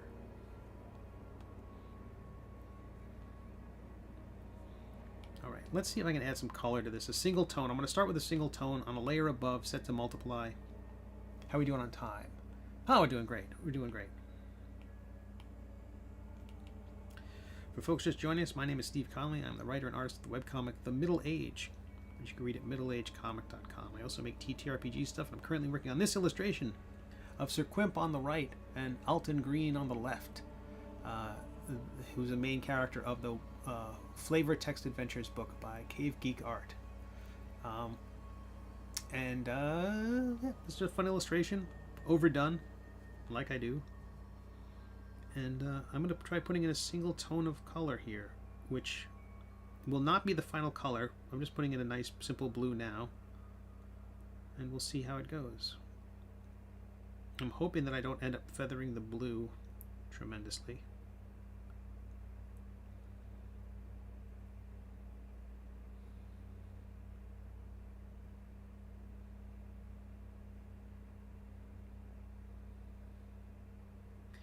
But because of the massive amount of AI, and I have written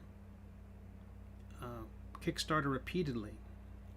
They've invited me to take part in surveys and things like that because I've done 10 successful Kickstarters, and I've kept warning them about this, about the flood of AI work that will, inundate their platform. And here it is. It's there now. And those campaigns are making money. So if you want to make money and you don't care how you make it,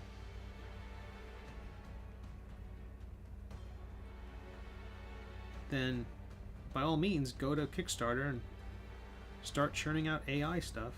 They don't stop it. And for people who are trying to survive, publishers who have been stuck behind, there are some publishers who have had great ideas, but they've never had the artwork. There were some campaigns not too long ago I saw and I thought, oh, this is a very promising idea, and the artwork was terrible. If they took those same projects and run it through it and ran that terrible artwork through an AI augmenting system, infused as one artist who was using that AI called it. It was infused with AI. That campaign would have succeeded. It's hard to not feel empathy.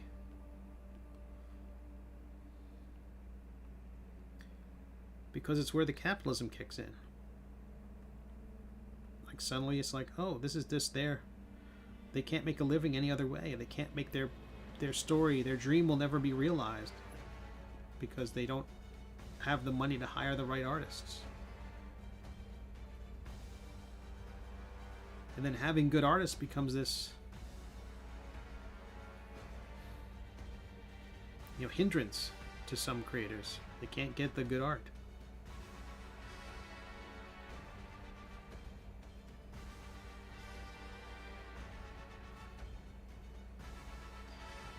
And then you think about Citizen Kane. First of all, it's easy to make money if all you want to do is make... It's easy to make a lot of money if all you want to do is make a lot of money. But then also the idea of Charles Foster Kane feeling like felt like a kid in a candy store, he says, when he hires all the talented creators away from the competition.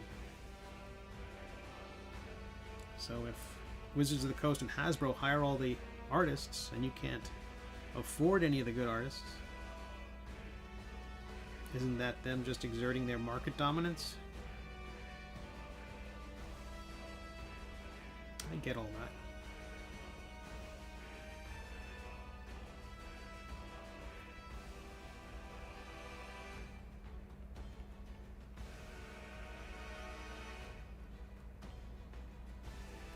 It just sucks. We were so close to this golden age of money for cartoonists and creators because of the streaming services.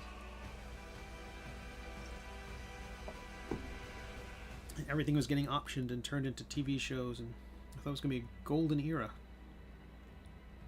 Then greed kills that golden goose, or golden goose plus, whatever it's called.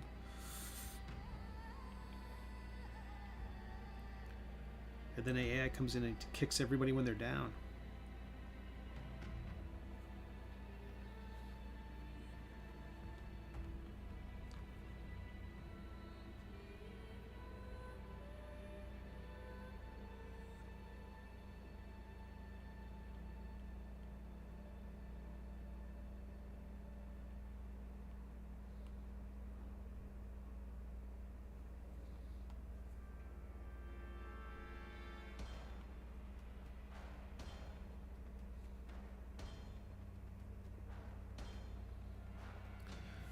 So if I did color this piece, I think it would just be flat color and a single tone of shadow. But again, what I don't like is, after all that modeling, to make the color do all the work.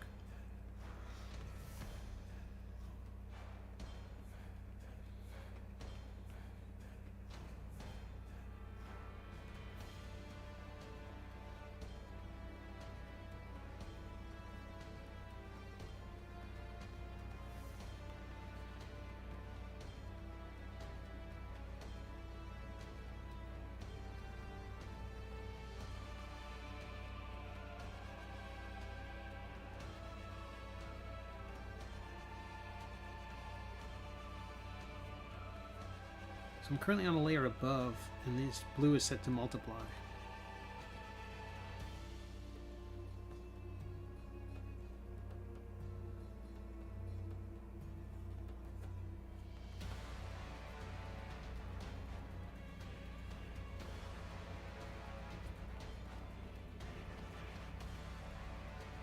This music is provided by Critical Role. They have their Welcome to Tal'Darai album, which they let streamers use. So thank you, Critical Role. I really like it.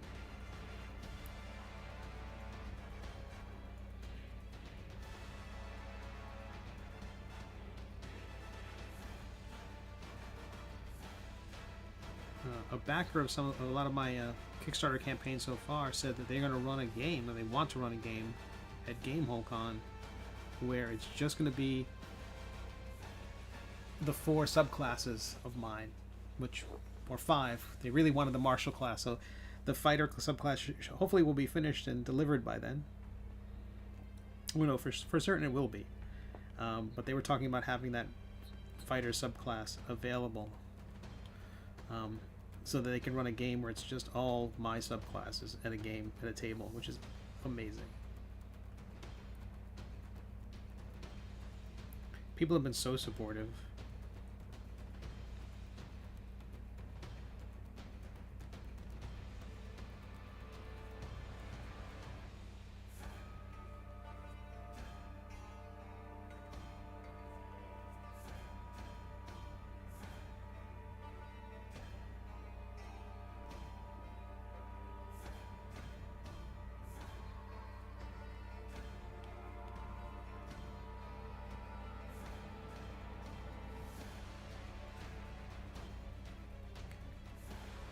And when I'm not making comics and role-playing game stuff and illustrating things for other people, I am one of the co-hosts of Pencil to Pencil. Tomorrow night's episode is going to be just me and the co-hosts, Mike Manley and Jamar Nicholas. We're going to talk a topic about kind of self-auditing and becoming better. Hey Brad, how are you? Nice to see you.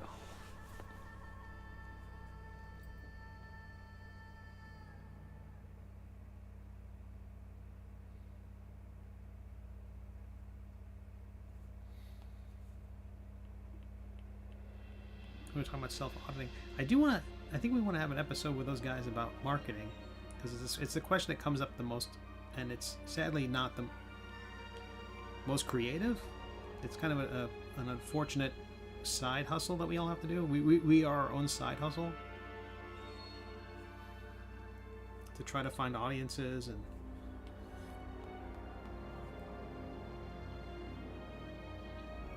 and be seen.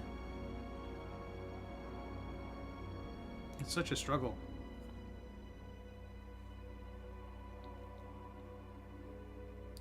Because anybody looking at resources from just a couple of years ago will say, oh, you want to get on Twitter, and you want to get on Instagram, and everyone's like, oh, everything was so much better 4 years ago, or which seems to always be the case.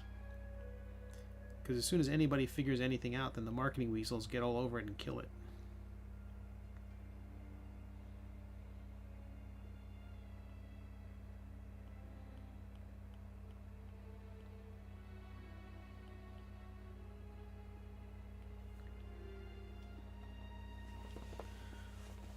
So yeah, I think a single tone everywhere, but it won't be this blue.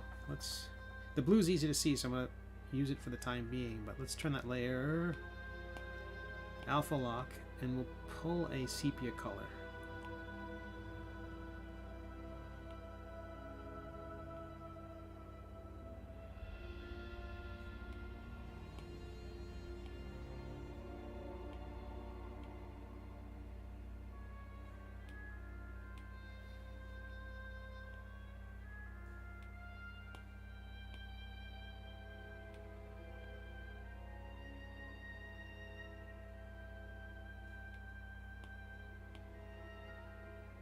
I feel like I want it to be a little grayer.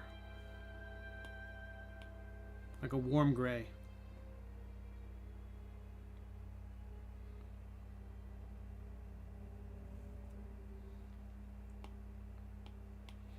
Well, let's keep doing this instead of the blue for a minute.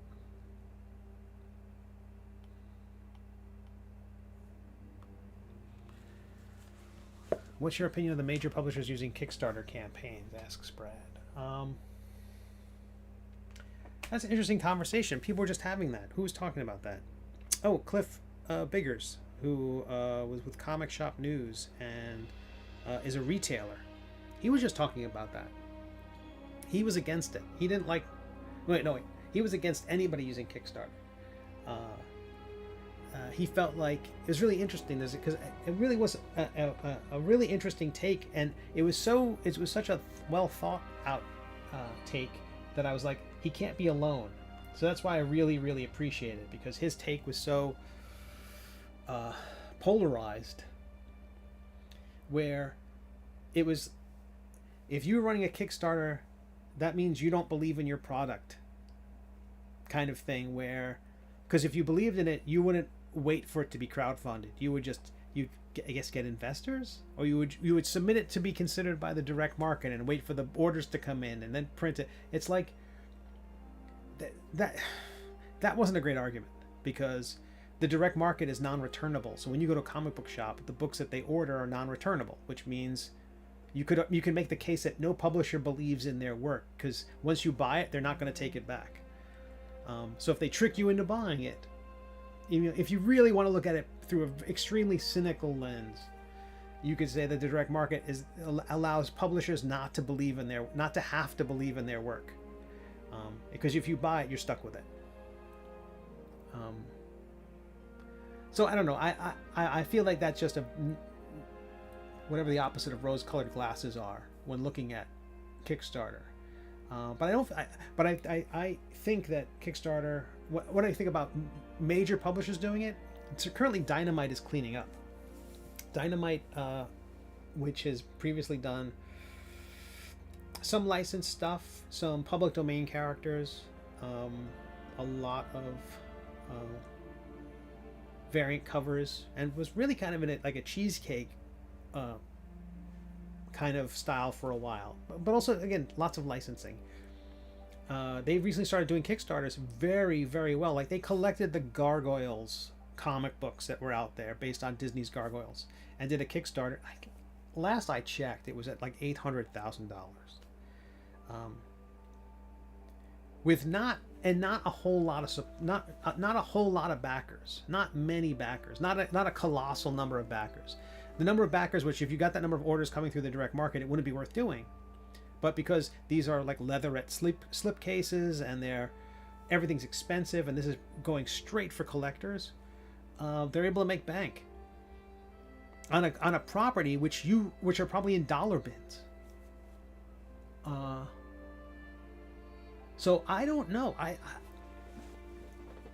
So what they're doing is excellent, because there was a company called Checker Comics for a while who was kind of reprinting the old stuff, and there's always been publishers who are kind of like tertiary level publishers who found stuff that was either public domain or easy to get the rights to do, and they were collecting those things and regularly churning out trade paperbacks. And here is Dynamite doing these things in collectible editions. Again, I don't know the quality of the things, but they look good. The mock-ups look fine, and they talk about things in glowing terms. Everything about the presentation is excellent, and they're making a lot of money. And the whole idea of making that much money and then only having to deliver 1,000 things doesn't seem like 1,000 might seem like a lot, but not when you're dealing with $800,000. Again, 80,000 is taken off the top by the publishers, by Kickstarter and the credit cards. But I'm more worried about AI crowding the market than I am bigger publishers, because there aren't that many big publishers, and you do have some people like Rocket Ship Entertainment who are kind of creating Kickstarters for creators. So like creators who are popular on Webtoons, they're getting their books made by Rocket Ship, kind of acting as licensors of the webcomics. And they're running a Kickstarter a month. And they're often overlapping one another. That's kind of there's an interesting thing about small publishers where you want to kind of deliver the previous project before you kickstart the next one. I am not doing that with the next thing I do. Nibblemancy the campaign is going to be closed, and I'm going to be producing Nibblemancy when I do a Kickstarter for my next collection of the Middle Age. In that way, I realize it's two different mediums. I mean, they're both books, but the thinking is that the gaming stuff is still going to be in production while the comic thing is cooking. The Venn diagram of those two audiences overlap a bit, but they're not one single circle. I have a lot of comic supporters who don't play games, and I've got a lot of gamers who don't read comics, and they all like my work, and it's all technically the same universe. But it's like all the people who love Star Wars and never read a Star Wars novel. I wonder if there's any people who read the Star Wars novels but didn't care for the movies. So there's a lot of it's interesting. I don't mind the that kind of lack of overlap, the kind of overlapping of the two campaigns. But the major publishers using it, I don't mind. I think a lot of aspiring and smaller creators take issue with it because it would be sort of like Marvel setting up an artist alley. Like, they're going to take all the attention, they're going to take all the money, but I don't feel like anyone who was going to get Disney's Gargoyles probably wasn't going to get my book. So It's not going to affect me. And because the numbers are so small, to have a successful Kickstarter, if you have 300 backers, you're golden. Only 300 people? So at that point, you're not really fighting for the same people. The only way, okay, I would say that the one area where you might be fighting for attention is because those projects might get the Project We Love designation. Like if Kickstarter can only hand out one of those a day or one of those a week or whatever the process is for determining a Project We Love. Because when you get the Project We Love tag, that puts you in front of more people. So if the bigger publishers are eating up those allocated tags, then I do think you might have an issue with it. Or it might be fair to have an issue with it. But I don't know. But again, I don't think their audience and my audience are the same. So generally speaking, I don't begrudge them. And also, anybody in comics who's able to survive and make a living right now, I'm kind of like, okay, bully for them. But the ones I've seen do it are Boom. I don't know if IDW has yet.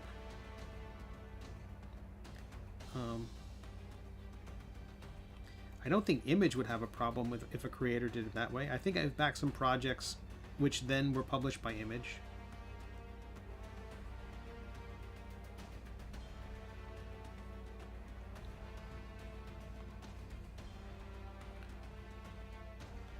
But I do think we'd probably feel better if they had their own separate,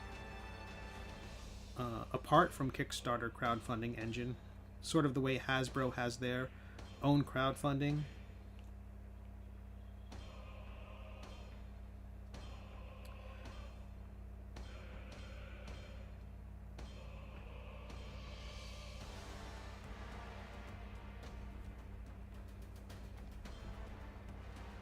But when those larger organizations do these things outside of our ecosystem, we usually are able to ride their coattails a little bit. Like all the people who Batman has brought into the comic stores, anyone else who's got a book in the comic stores has a chance to sell to them.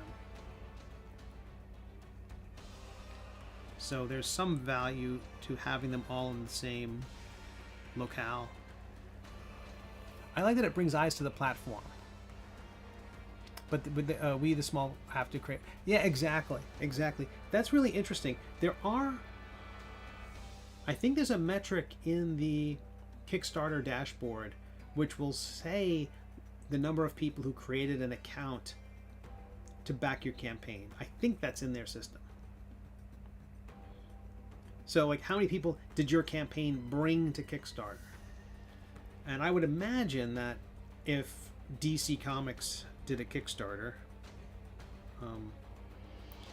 people would have issues with it the way retailers did when DC wanted to put their books in Walmart. Everybody wants these publishers to do outreach, but as long as they do outreach back into this, but use the same exact distribution system which has been crumbling.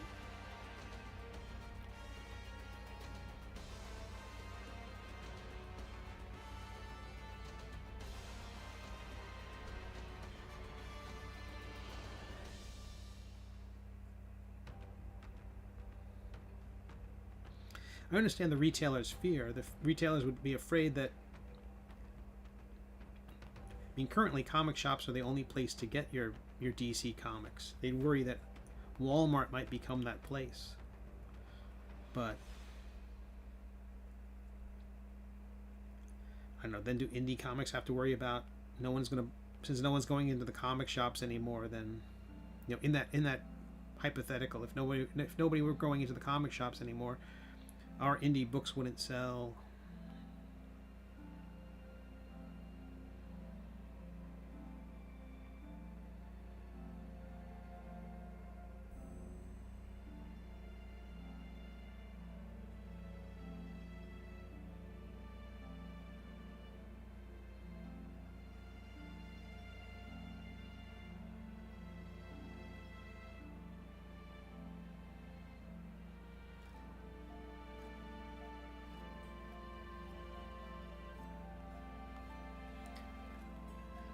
I like the idea of giving them a separate section on the platform.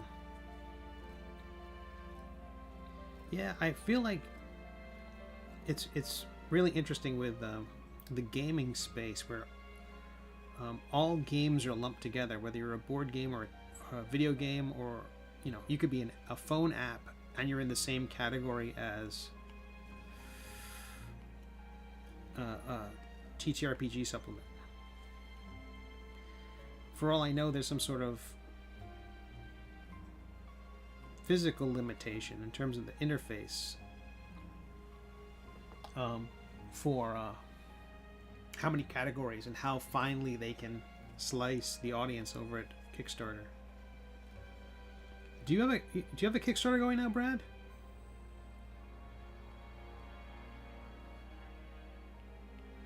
If you do, I apologize. I try to keep track of everything. But social media is useless now, so if someone posted something, they could be missing it. That's one of the reasons why I feel bad if I'm spamming about my Kickstarter campaigns, because the campaign's going to end and someone's going to be like, oh, I didn't even know about it.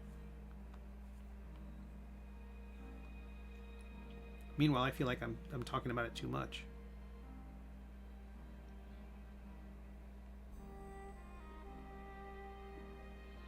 But my campaign's going to end Thursday night at 10 p.m.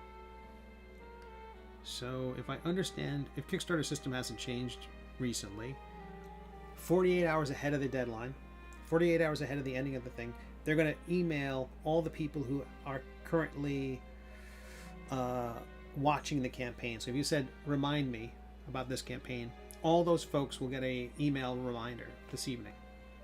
So ideally at 10 o'clock tonight, East Coast time, 48 hours ahead of the end of the campaign.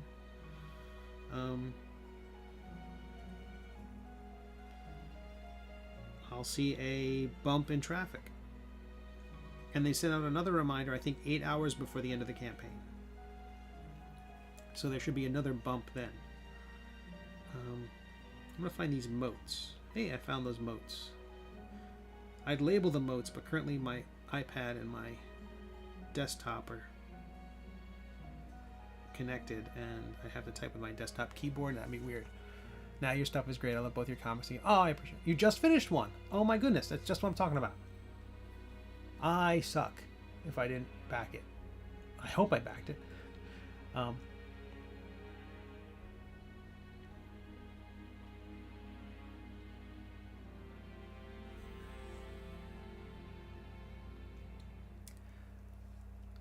And I should get a notification whenever, I hope I'm getting them. Usually when someone, whenever you back a project from a creator, when the next project goes live, you're supposed to get, your phone is supposed to buzz with, hey, this just happened. Although, I have found that both PayPal and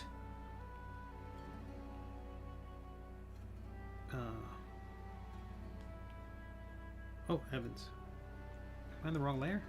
No. Both PayPal and Kickstarter have been weird lately and not giving me all my notifications. At the beginning of this campaign, my iPad would have notifications whenever there was a new backer, and I'm not seeing those anymore. So I don't know what's with the app and why it decides to stop functioning. I worry about stuff like that. Like, maybe no one's getting my notifications? But I appreciate it, Brad. That's so nice of you.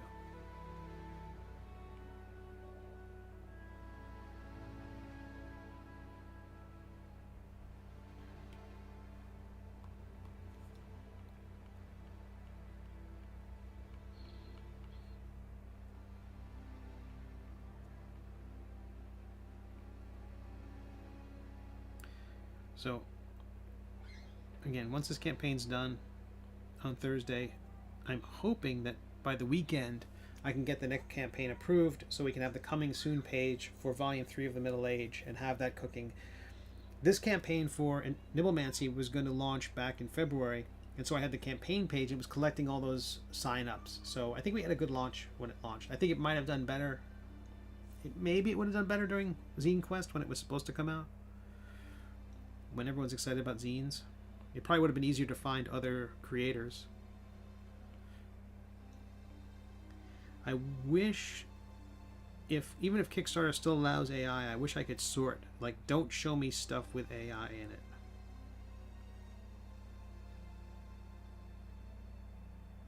or like if it all got tagged as AI. Like it had a little icon that went with it. I'd like to be able to sort by that and make sure I don't fund any of that stuff.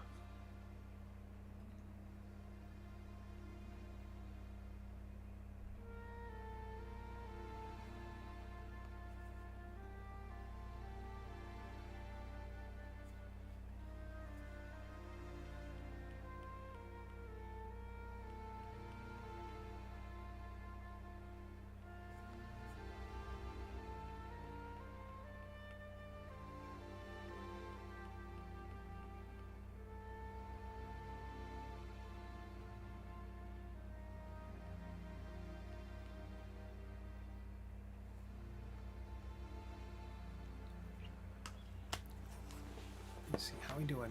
We got some folks over on Twitch. We got some folks on the YouTube, so thank you for being here. I'm just going to mute myself for a minute and open a can of soda.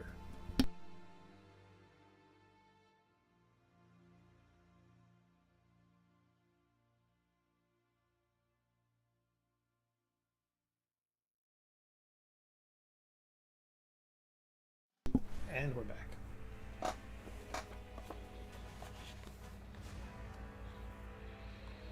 Alright, so I definitely want to tone back the dragon's arms.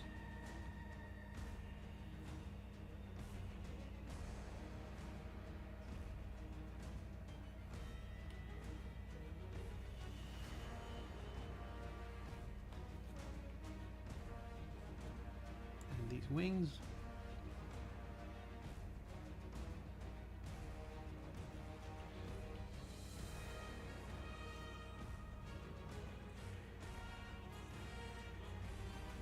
I've been catching up on Critical Role Season 3, no spoilers.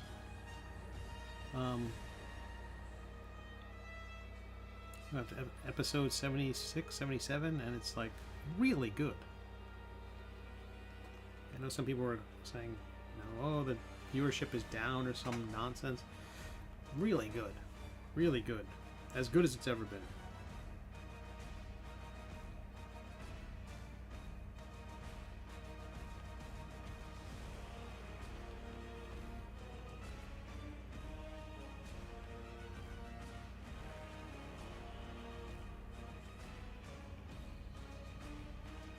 The tricky bit about all this stuff is often how do you find an audience for your work. And like I've got a mailing list now. It's about 1,500 people. I've grown it over years, but just because I'm making something doesn't mean it's going to be a thing that everybody's interested in. Like some of those people like the comics, some people like the games. So how do you know, I understand if somebody doesn't want... If you're not a gamer, you're not going to be interested in my Dungeons and Dragons stuff. And if you only play D&D, you might not be interested in my story, or you know, or my sense of humor is not your thing. Or you don't read comics. I know, there are people like that.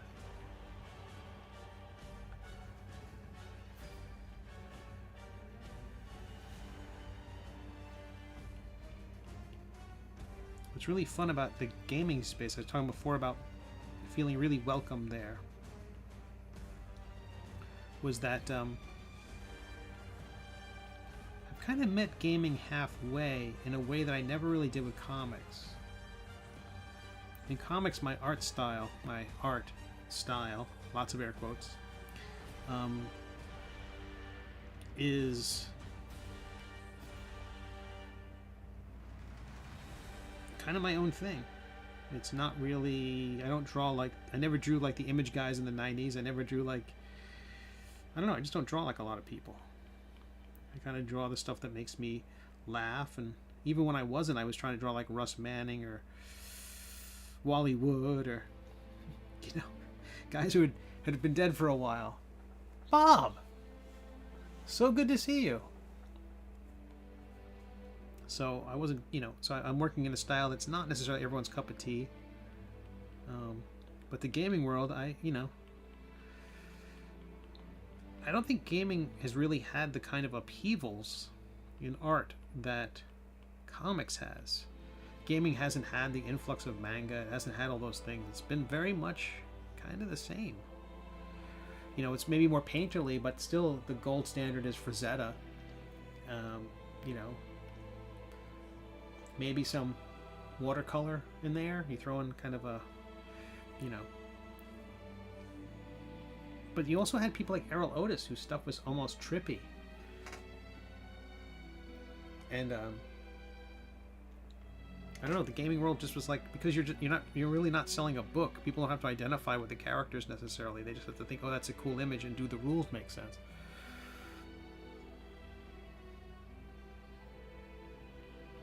And so when I started doing the work there, my work was accepted. I felt like my work was accepted immediately. Also, because I'm doing work for 5th edition D&D, I want to make sure my work felt like I knew designing the book. I was designing the book not to look like 5th edition Dungeons and Dragons, because there's a trade dress copyright issue. If there's confusion in the marketplace, you're basically stepping on their toes and you're taking money out of their pockets. If people buy something of mine thinking it's an official Wizards project, then I'm doing something wrong. So I want my own, and I want my own brand to be distinct. I want my own work to be distinct. I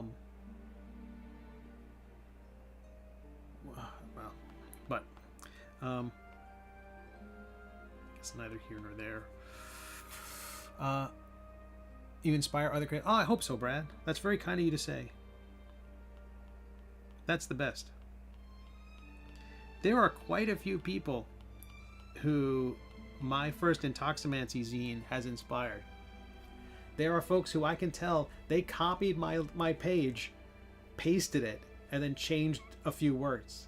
The format, the artwork choices, all of it, the language is exactly the same. And it's like, I was inspired by other projects that I liked, but I just knew that there's certain things of mine that are like, you know, when you synthesize things from 10 different sources, and if I synthesize things from 10 different sources and you synthesize things from 10 different sources, the composite thing that we create, the thing that filters through us and comes out, will be unique. You might get the flavor of this and that, but if there's one source, their pages were very Steve flavored, and that's awesome. That's awesome. You know, part of it's like I kind of stumbled onto something a bit different, where normally when people are doing a D&D project, traditionally you're making a product that the dungeon master gets, right? This is for the DM. But because I wasn't thinking like a smart person, because I said I want people to be like dumb wizards like my Melvin from the Middle Age, and made Intoximancy. I was satisfying a creative niche goal, and I wasn't thinking about who would want it. But what happened was the people who wanted it were players, and then I was like, okay. I have to make these books look so good that if you handed this to your dungeon master would go, all right, I'll let you use it. You know, like part of it is like, okay, the math checks out. This looks serious. This isn't just some homebrew thing like this was on the back of a cereal box or something like that, or I printed this off of the internet and it's just this one sheet of paper. It had to look legit. So anyway, so I'm glad it's inspiring people, because that's what the whole OGL thing was always about. Was about, you know, we're creating the little projects, and again, we're not competing with each other because the numbers are so small. New backer Connor, thank you so much, Connor. Because, you know, and my PDF's $5. I'm pretty sure people can afford my thing and everybody else's thing. It's when the PDF is like $35. I'm like, whoa, dude, what? I don't think as an individual creator, I will ever have the bandwidth to do something like that. But it's a lot like the webcomics methodology. If you told me I had to do a 300-page comic, I would be like, what? But I'm at page 300 of my comic because I did one at a time. And eventually, I've got 3 published hardcover 32-page books. New backer Rick, thank you, Rick.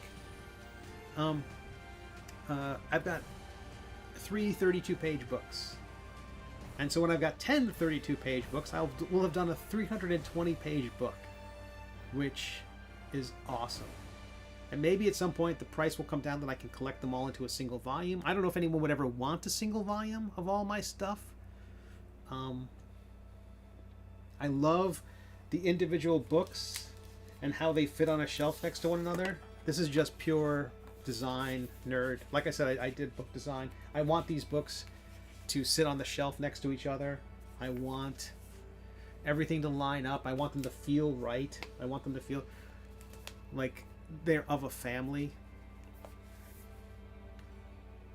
You know, I go out of the way with stuff like the spot varnish on the covers to make sure that everything feels like magic, like feels like it's the coolest thing.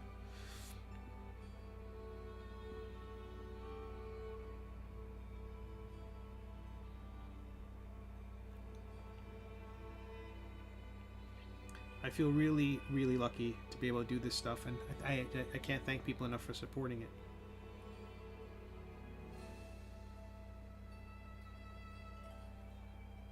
I was talking with a friend of mine today. He works for, well, he's worked for everybody. Disney, Pixar, you name it. And I was saying it was like, you know, this beats getting a real job, but I feel like that the real job option has, unless I go back to being a short order cook, I feel like nobody's gonna hire me now. There's no game publisher who wants to hire me. I mean, I think you get the resume, it comes across your desk and says, you know, here's this guy named Steve, he's 54. I don't think you want me as an employee. I think they just think a 54-year-old's going to be a you know, a stick in the mud, or you know, set in his ways or something like that. I don't know. I don't know what people expect. I just think the number 54 is terrifying. Like, my pancreas. It's in a Critical Role. Travis Willingham is playing Chetney Pokapee, who is a 900-year-old gnome, and I think every day, I think he convinced Matt that every day he rolls to see if he dies. JRD, there he is. I get to be the new 52 next. Fantastic. Happy birthday, Bob.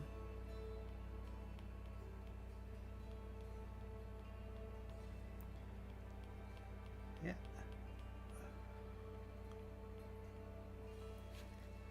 You mentioned Citizen Kane before. Was it the newsreel at the beginning? The March of Time.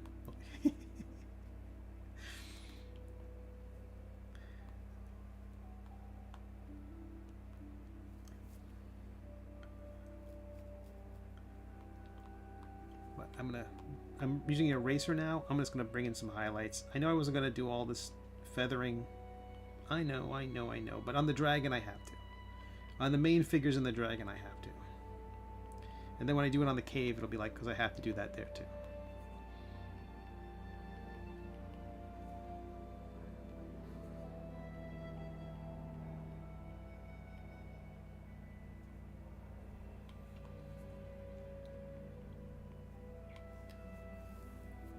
JRD, I am good. I am I had like a back problem a couple weeks ago. But otherwise I am dandy. Everything seems to be going great. I've been doing, like I mentioned before, doing karate lately, just getting into that. And this is a way to get some exercise. And I didn't hurt myself doing karate. I mean, I hurt my knee a little bit doing karate, but, you know, that's not debilitating. You know, I need to be able to bend my spine to be able to lean over a drawing table or a iPad. So when my back goes out, that's like, that puts me out of commission. But the doctors gave me incredible medicine, which makes me kind of loopy. It's a muscle relaxer, and holy cow. Have I mentioned I'm old? This stream turns into what's in Steve's medicine cabinet today.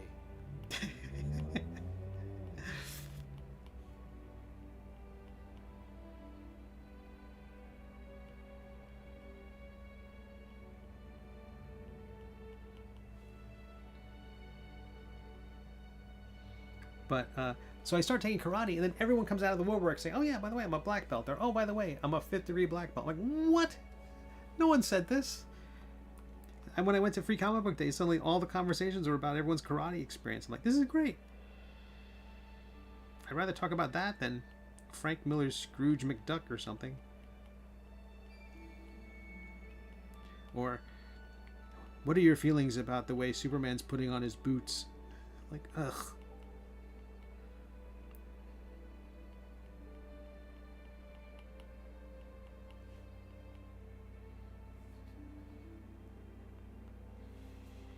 I hear you. Seeing a new back specialist Friday for a new injection. Ooh.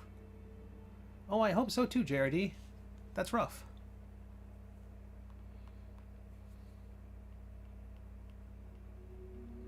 Yeah, that's the thing.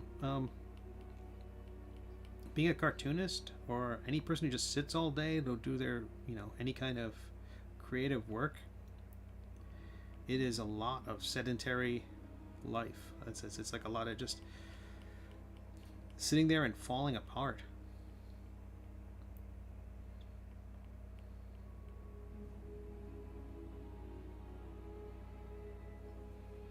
So it's super important to do what you can, because you can just feel it as soon as you know your back hurts, so you stop moving, and then you stop moving, and then everything else just starts to gather cobwebs and get rustier and creakier, and you know, not only that, your entire body's now trying to fix the problem with your back, so everything else is tensing up and getting all screwed up.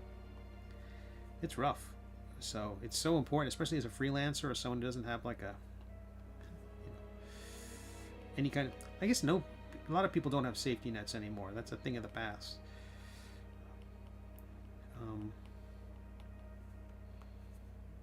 You know, keeping the machinery in working order is so important. Like, I don't know what would happen if tomorrow I found myself unable to draw. I would be hopefully still in condition to flip burgers somewhere. Go back to being a short order cook or something. But it's also kind of like why I work so hard to try to get as much done before everything falls apart.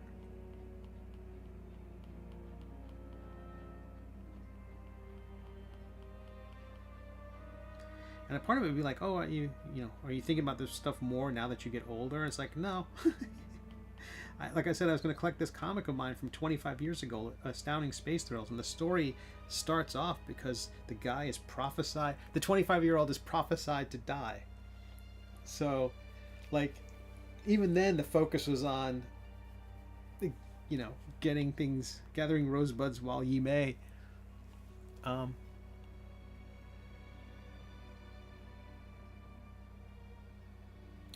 Well, it took 3 injections to walk again after the initial injury.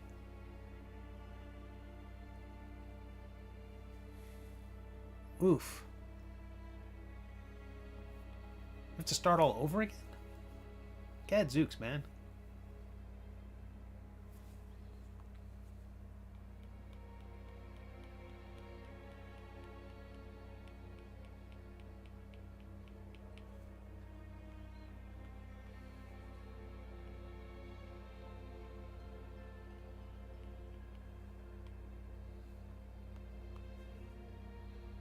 So folks just joining us, my name is Steve Conley. I write and draw the webcomic The Middle Age. You can read it for free at middleagecomic.com. The weekly schedule returns next week. I don't know if you're on my mailing list, you would have seen today. I had a whole calendar update for the rest of the year, talking about the D&D projects I'm producing. The new collection of the Middle Age, Volume 3, is finally happening. I like that. I mentioned it at Free Comic Book Day, and two different people I mentioned it to said, finally. And I'm like, yeah, finally. That's how I feel about it. Which is going to be great. It's going to mean the shows I do later this year. It won't be out in time for Heroes Con, I don't think, but Gamehole Con and Baltimore Comic Con and the Daytona Beach Comic Con, those will be good shows for me because I'll have a new book. One of the things that you can, as a creator, the best thing you can have at any convention is a new book. Because if you bring everything you have to a convention in 1 year and you come back next year and it's all the same stuff, people are going to come up and say, what's new? I have everything you've done. What's the new thing? And so finally having a new collection of the Middle Age is going to be a good year.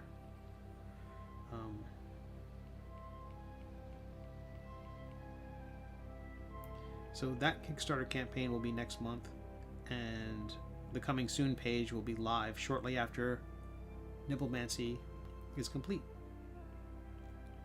Kickstarter does not let you have two concurrent Kickstarter campaigns running, and when you finish the prep for a Kickstarter, you submit it for approval. And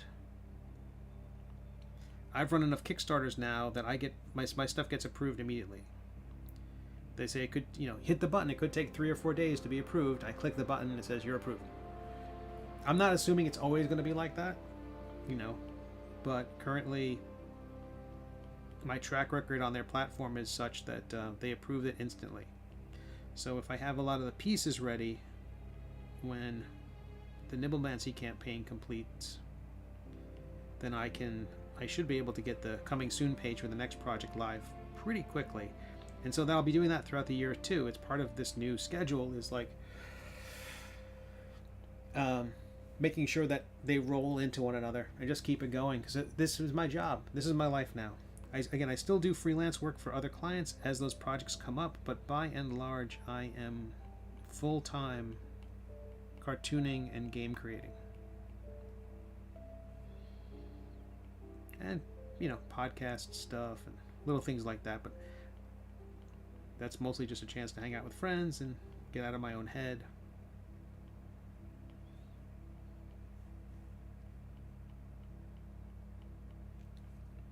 And given that in August I turned 55, my pancreas, I do think that I'll be stepping back from conventions a bit more in 2025.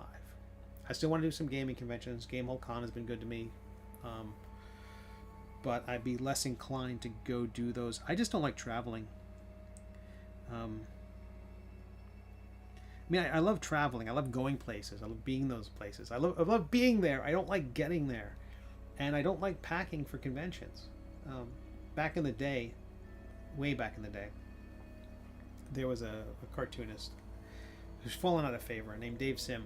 He had a book called Cerebus. And it was amazing. He showed up at a convention. He brought a Sharpie. He had a table. They put him down at the table, and people just lined up because they already had his books. I thought that's the ideal. You're not going there as a traveling salesman. You're going there as a person who's just there to sign books on behalf of your authors. On behalf of your readers, excuse me. That seems to be the ideal. But lugging books, burning countless hours thinking about your table layout. Maybe you don't have to do that. I just don't know how not to. At one point I was thinking, because I've started doing sculpting and things like that, and 3D printing, like, okay, what if my entire table display was a 3D printed environment, and that the books were on these kind of castle walls, and there'd be positions on top of the walls where I could put the miniatures that I've printed of my characters and sculpted, things like that. So suddenly the miniatures that you can buy would be displayed in places on top of these parapets, and I'm like, what am I thinking? What? There's no money in that. There's no life in that. I'm just making a display to fit an 8-foot by 2.5-foot table, and God forbid it's a 6-foot table. Do I have to plan for multiple configurations? Why don't I just do a book? I just do a book, get the books out. Whoa, the slippery slope of just madness when you start doing these things as a career.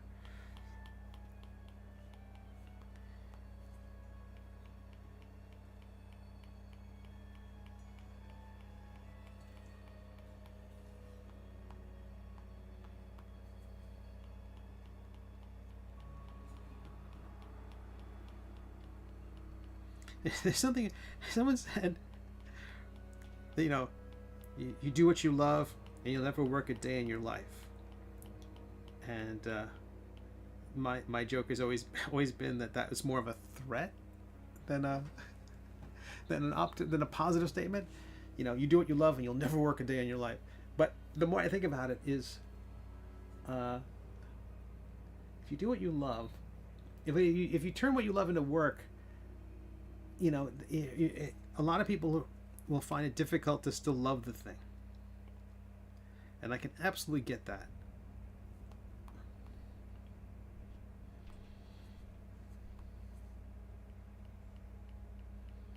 I hope I don't ever get there.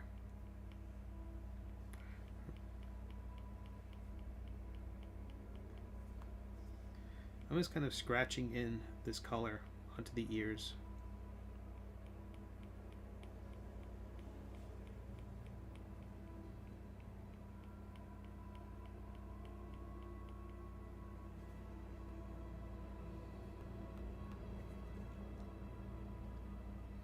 I'm going to put a large area inside the mouth here, because that just seems like an area that should be filled. Same thing for the tongue, shadowy area. That'll help the teeth pop.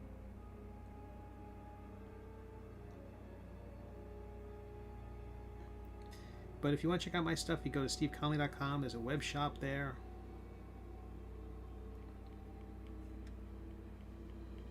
All my books are available. Hardcover books of the middle age are available there. If you go to Amazon, soft covers of my books are available, but they're not signed. Those are printed on demand by Amazon and fulfilled by them. So I never see those things. I don't think I own any copies of their edition.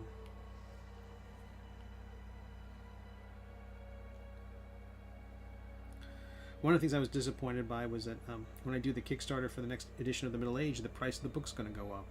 I haven't produced one in a while, and just the pricing from all the printers has gone up a lot. And my margins weren't good to begin with. Some retailers have said, "Hey, can we stock your work?" I'm like, "No, you know, I can't afford to give you a discount because you know there's no margin left over." I mean, if they want to buy them and sell them for more than I charge, by all means, but I can't afford to cut my rate.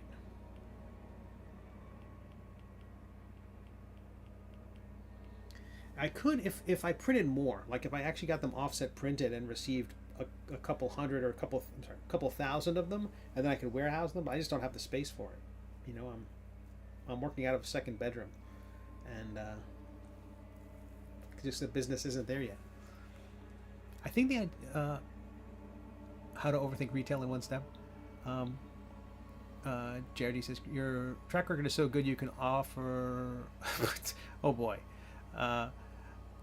Jared says I think the ideal is to make your passion your profession and then be profitable enough to farm out a lot of the minutia like shipping and everything instead of driving overpacked cars to shows, for example. I think that's true.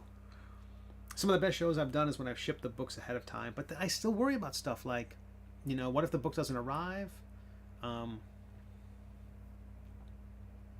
There's a show I'm doing in Madison, Wisconsin, and I have to ship everything ahead because I'm taking a plane and it's going to take a lot of books. And I was thinking, what if I drive? I think it's like 15 hours. It's like 2 days of driving, just so I could bring everything in my car, and then have a car when I get there. I don't have to worry about Lyfts or Ubers or renting a car. And I'm like, what am I thinking? But there's a certain amount of the, I want to be at these conventions because I feel like the conventions are the best place to. I met Brad there. I met you there, JRD, I think. The conventions are these places where you can meet people and make connections and be exposed to projects you would otherwise never be aware of. Get inspired. I come back from conventions so excited.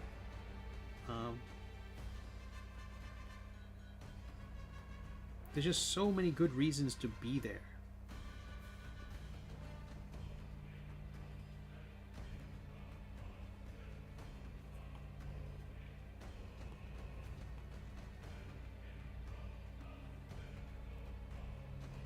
But they're exhausting, and then they're sometimes frustrating if you don't make enough money at the convention. So far, I'm at the point now where I get to kind of pick the conventions I go to, but even some of those, I go to some conventions and I'm like, where's the audience? This is allegedly a Comic-Con, but I'm not seeing any other comic creators. Or the Artist Alley is basically just a craft show. Like, there's the button maker and there's the person selling soap. And where are the comics and where are the comic fans? Because if there aren't comic fans there, you're not going to sell any. I'm not going to convert any One Piece viewers into necessarily becoming a reader of my comic.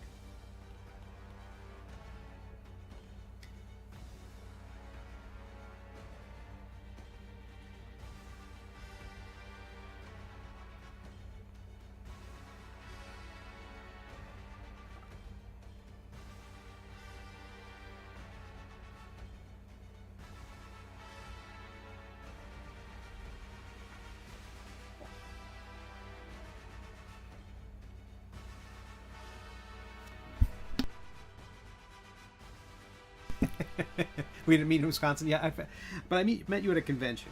That's what I meant. Not in Wisconsin.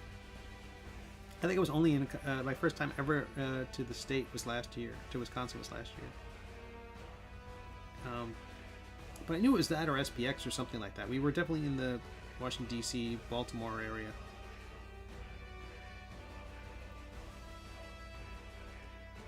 But that's one of the great things about going to those conventions, meeting people and networking and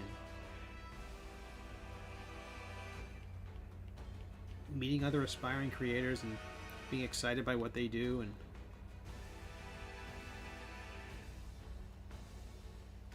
there's a great video. I'm going to put it in my Discord. There's a link in the Twitch stream for my Discord. I haven't put it there yet, but there's a TTRPG author named Teos Abadia who I think he worked on I want to say he worked on the Penny Arcade Acquisitions Incorporated official D&D book.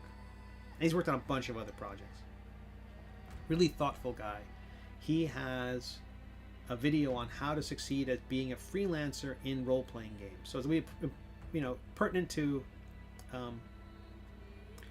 the role-playing audience who are on my Discord. But I think it has a lot of value to. I'm about 20 minutes, a 45-minute video. About 20 minutes in, I find it has a lot of applicability to comics and freelancing in general. The idea of positioning yourself to be a freelancer. And again, I don't know what the landscape for freelancing is going to be like in the coming years. All the advice seems to make a whole lot of sense to me about building up your reputation and being known for a thing and being well regarded and having a community of other creators who are at your level. And he said it far more politely than I've heard a lot of people say it. We're talking about like the whole idea that I would somehow walk in a room and then just start palling around with the people who work on Hasbro games. Like I've produced 3 tiny books, the tiniest of books. I'm nobody, and to them. And the idea that me and some of the other zine creators, we can hang out and talk shop and be. I think a lot of it has to do with because he was a little bit putting some people are hooked on being famous. I talk with my buddy Dan about this all the time. And how I don't get that. How I don't see it that way. I don't see that as being effective. That's so far out of your control. I don't see why you would try to do that. Why you would try to be successful or be famous in that way. Or there's folks who want to be known. And I get that that's a drive. But I'm always like, to what end? And it's like, well, I want to be famous so I can make my book or whatever. Well, make your book.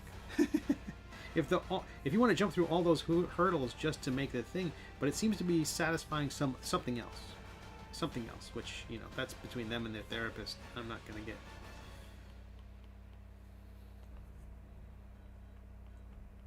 into that.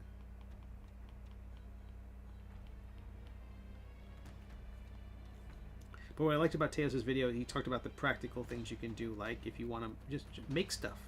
Make stuff to show people. And once you show people the stuff you've made, it sort of changes your perception of yourself and and other people's perceptions of you. I know a lot of comic creators who have never made a comic. So they're not really comic creators. They're people who've talked about making comics. Or they're people who've made a lot of pages. Use a joke with a photographer friend of mine that they didn't make photographs, they just exposed film. Because they never printed them. They just filled roll after roll of film, or filled hard drive after hard drive with images that then were never seen again.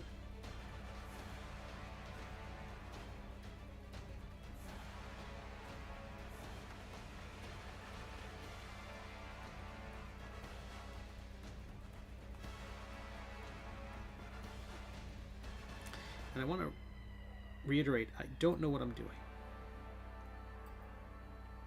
And I've never known what I'm doing. And I encourage you all to never know what you're doing and just do it.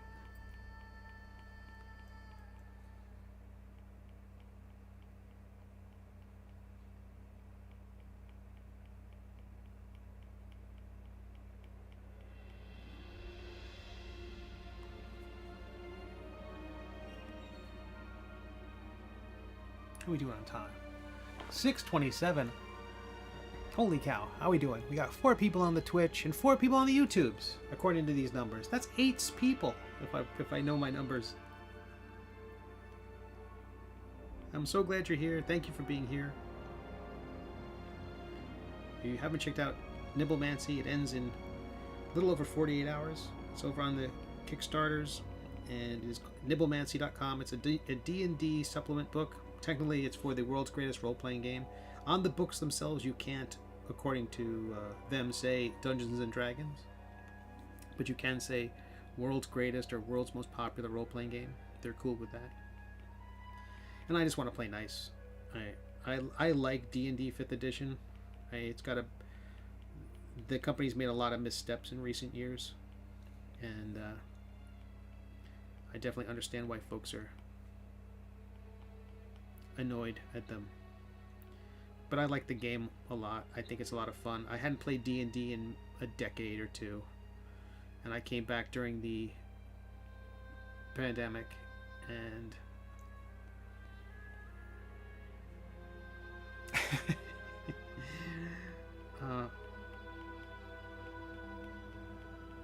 I was very disappointed to see that I did better in math on my SATs than I had done in English. Yeah, that was one of the things I've always been okay with math. I've never had a problem with that. I think that's why I've been able to actually produce the TTRPG books that I can. The ones I've produced they make sense mathematically. There's a lot of formulae you have to look at to make sure that things are balanced. You have to understand how the math adds up and why, mathematically, if you give somebody advantage on a roll, what does that mean compared to giving them +3 on the roll? And I'm going to say this. Advantage is essentially +5 on the roll, but the thing about giving a character advantage, if you give someone +3, that stacks with other things. If they have a +2, a +5, a +6, whatever, those add up. But if you give them advantage, advantage is just advantage, and it doesn't stack with anything else. You can't have more than one advantage. So sometimes, why would you give them advantage? That seems so powerful. Whatever. It's like, well, it's a safe thing to do. It's a safer thing as a mathematically, structurally to do, because if they already get advantage from one other source, then you're not giving them more power. You're just saying if they don't have it already, you're bringing them up to that level. But you can't, but it plateaus. I think that's a reasonable thing to do, but you don't get there unless you think about the math of it all. So on my website, when I was redesigning it recently, not so much as I wasn't like tearing it down and building it back up again, but I was cleaning it up and streamlining the homepage. I'm not putting my design experience front and center. I'm no longer talking about UX and UI. I'm no longer talking about book design or illustration. I'm talking about comics and role-playing games. That's who I am until the time they put me in the ground at this point.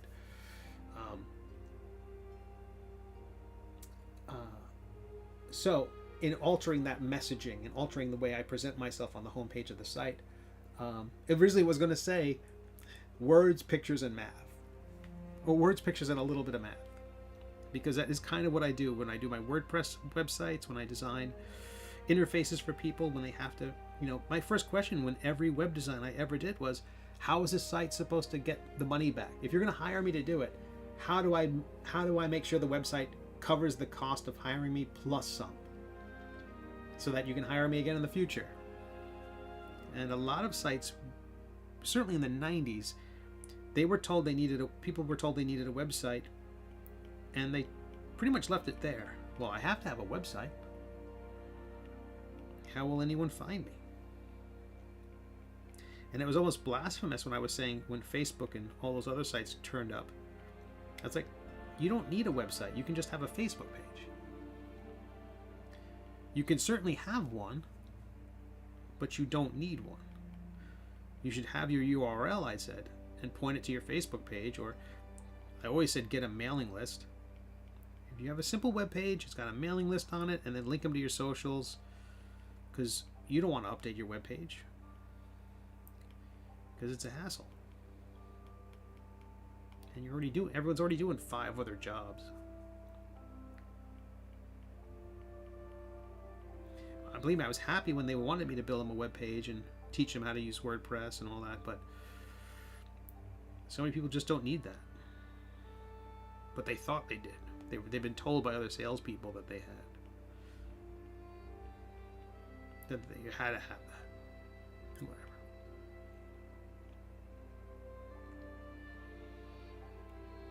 But I have a video talking about how to promote yourself online. I think it holds up. It's a couple years old now.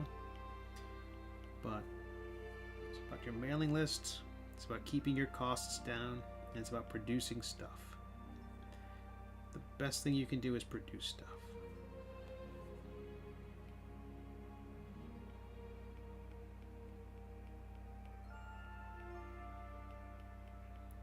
Every new thing you create is an ad for all the other things you've already created.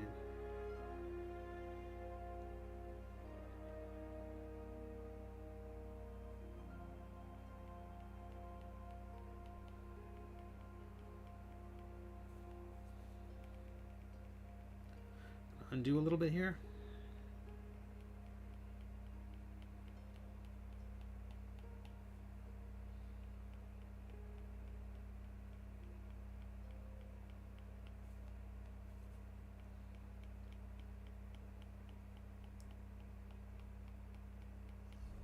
Use the eraser tool on this.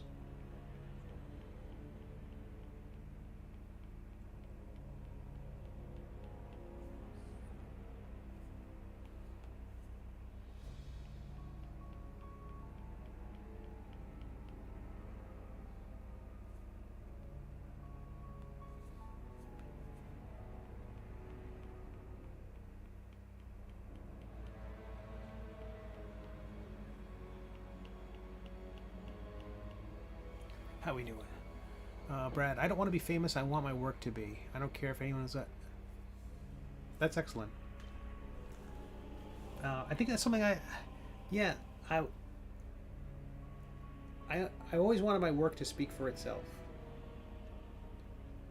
But it's so hard to get your work in front of people so it can do that.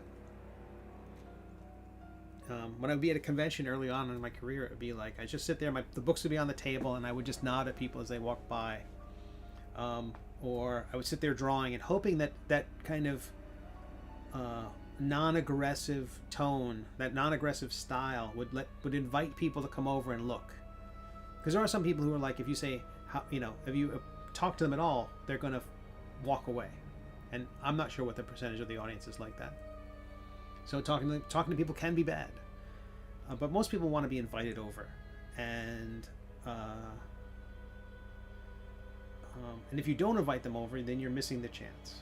So being personable, and the idea of being a character or being a person people know is helpful in a lot of ways. But most people will never know who you are, right? Most people who read your book, if it's in Amazon or if it's a Kickstarter, there's tons of Kickstarters I've backed. I mean, I think up to 110 or something like that, things I've backed. I couldn't tell you who made them. I mean, sometimes I'm backing things because they're friends. It's like, it's the shot in the arm. Oh, but let's talk about that for a second. If you know someone who's backing who has a Kickstarter, back it at the lowest, even at the lowest level. Like I told a friend of mine, if you back it at $1, that's great, because that's how Kickstarter works. Kickstarter, if you're following someone, and quite a few people follow me on Kickstarter, when I back something, even at the dollar level or the PDF level, all the people who follow me are told, Steve Conley just backed this project. Now they might not follow it. By the way, that's also stopped me from backing some things. There are some projects that I was going to back, but I thought the title was so prurient. And I'm like, I love this cartoonist, but they've done something here that is just like so off-brand for me, that it's so borderline scandalous. I'm like, I really don't know if I want everyone to know that I backed this thing. I'll wait for the backer kit.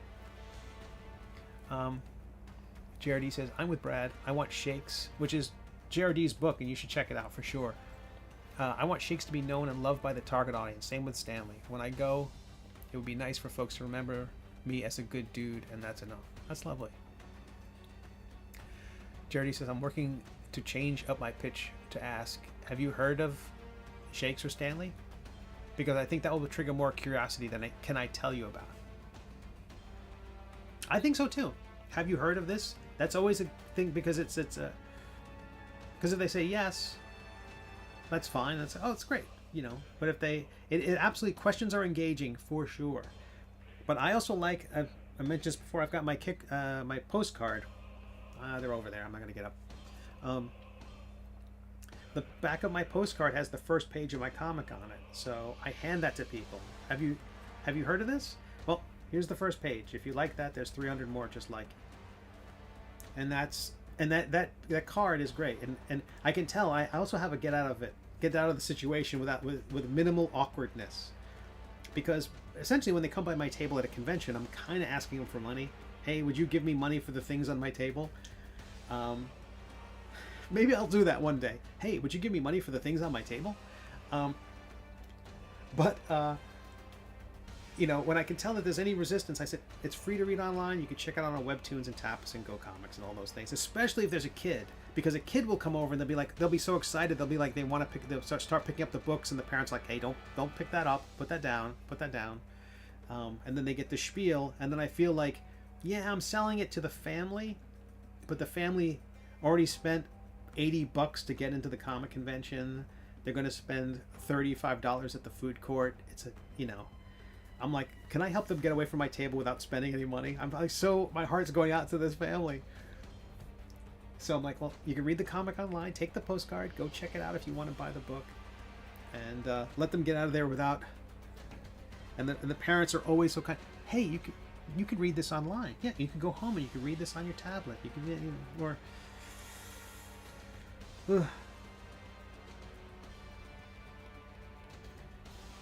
It's tough because I know you make stuff for kids, JRD, and that's a really tough balancing act, to create material for kids but not sell to kids, because selling to kids is weird. and basically horrible. So you're selling to parents?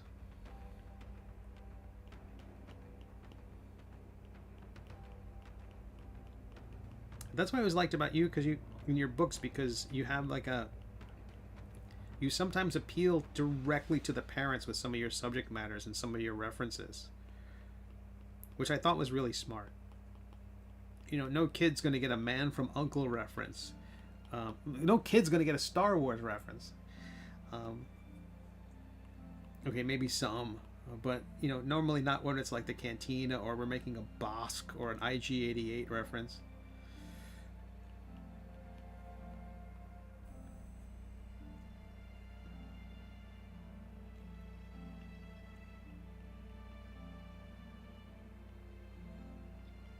I never know what to do when the parents come by and say, what age group is this for?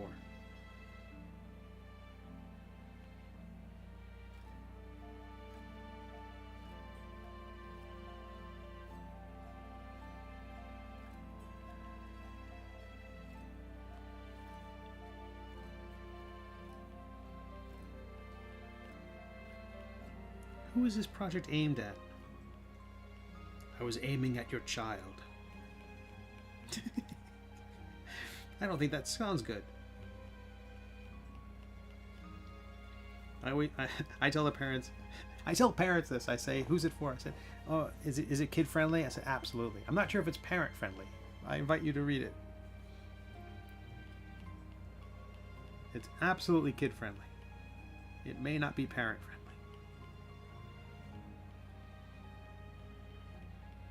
And that's another thing too. I can any parents who might be cautious, because there's no bad language in my books. Not that there's, you know, to the late great George Carlin, not that there's any bad language. There's no troubling language or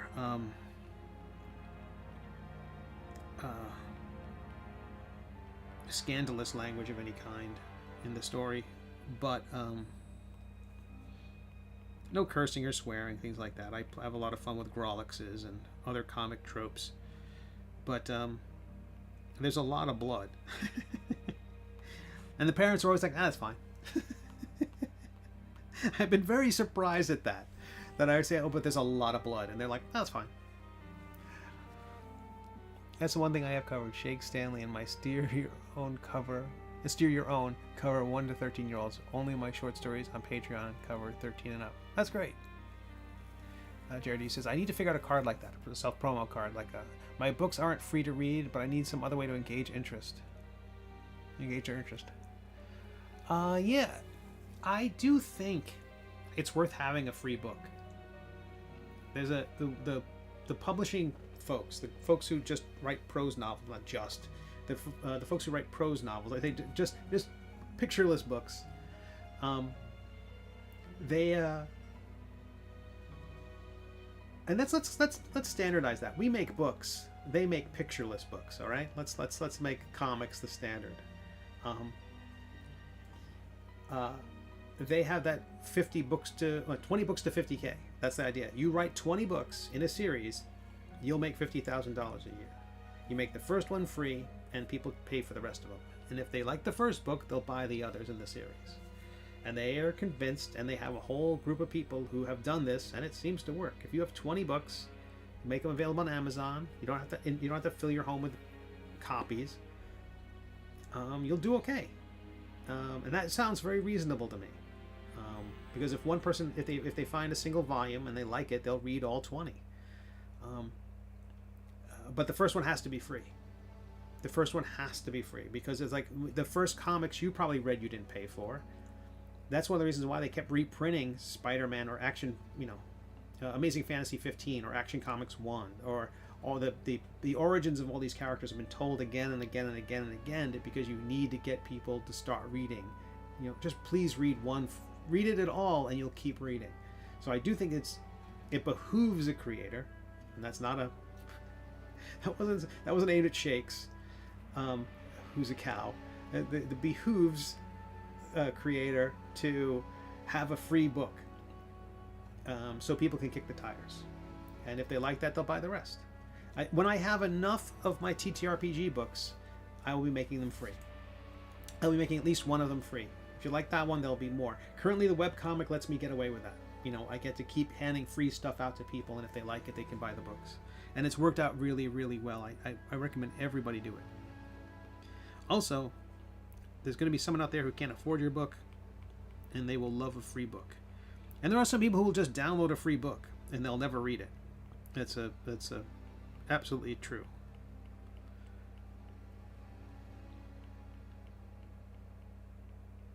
But you got to get people reading somehow. You got to get people reading your books somehow. And once they read one and they like it, they will want more. But it's way easier to get someone who's read your book and likes it than to get someone to read your book. Does that make sense?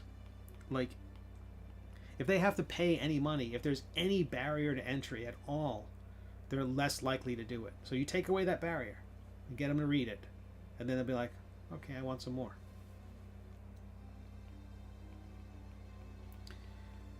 Amazon has a Prime reading service where some books are free, and you can read a collection of the Middle Age for free with Amazon Prime. You can read Volume 1 for free. And I don't know how many people read it, but I'm certain it's helped me sell a lot of Volume 2.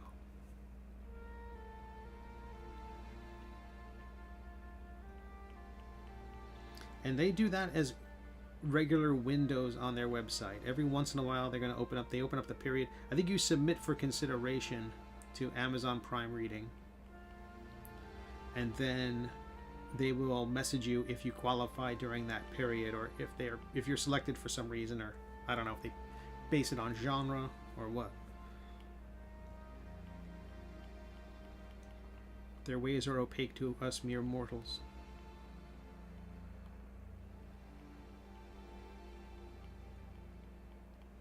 I was listening to a ton of self-publishing podcasts. Because back when everyone was on Comixology, I was over on Amazon itself. My books never fit on Comixology all that well. Comixology really liked if the rectangles of your comics, if the panels of your comics were rectangles, and mine were not. They were all irregular shapes. And so their automatic slicer choked every time. And I'm like, I'm not manually doing this, so I kind of never got into Comixology. So I was always focusing on the other side. And when I was on the other side, I'm like, oh, let me see what the people who are actually have been on this inside the Amazon ecosystem, publishing ecosystem, what advice do they have? And I've listened to it a lot.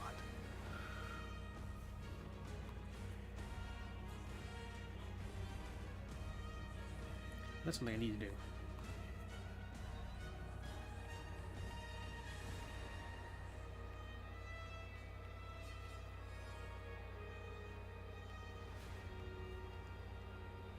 You need to make sure the eyes feel round.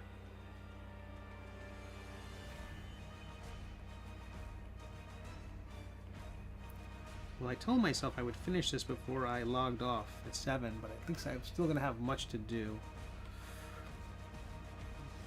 That's the reason why I stopped streaming quite so much, because I knew it was going to... I get caught up in the chat and get caught up in reading. It does slow me down a bit.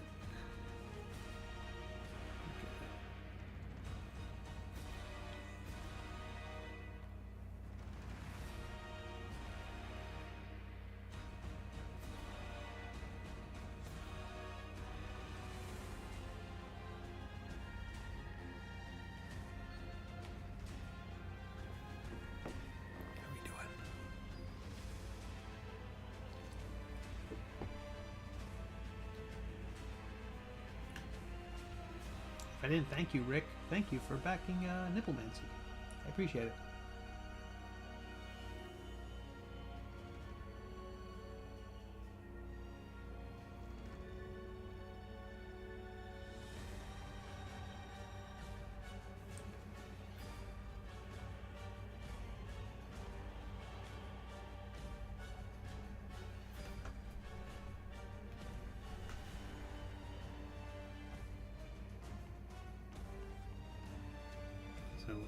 if you didn't hear at the beginning, I'm working in Procreate on an iPad Pro, 4th generation iPad Pro.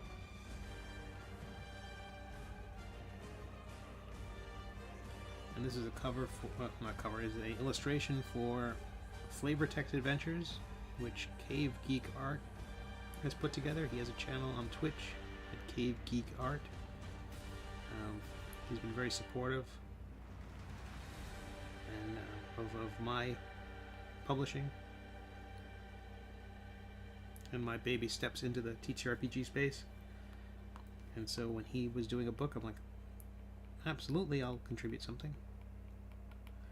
And then I've kind of gone overboard with this one.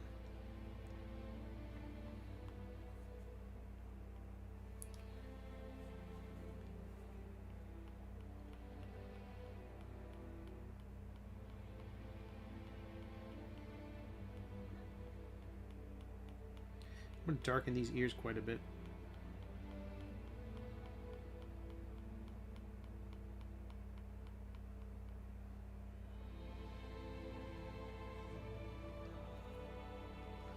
But the next thing for me is to get the death dealing is almost out of print. The card decks are almost gone. I thought I would not reprint those.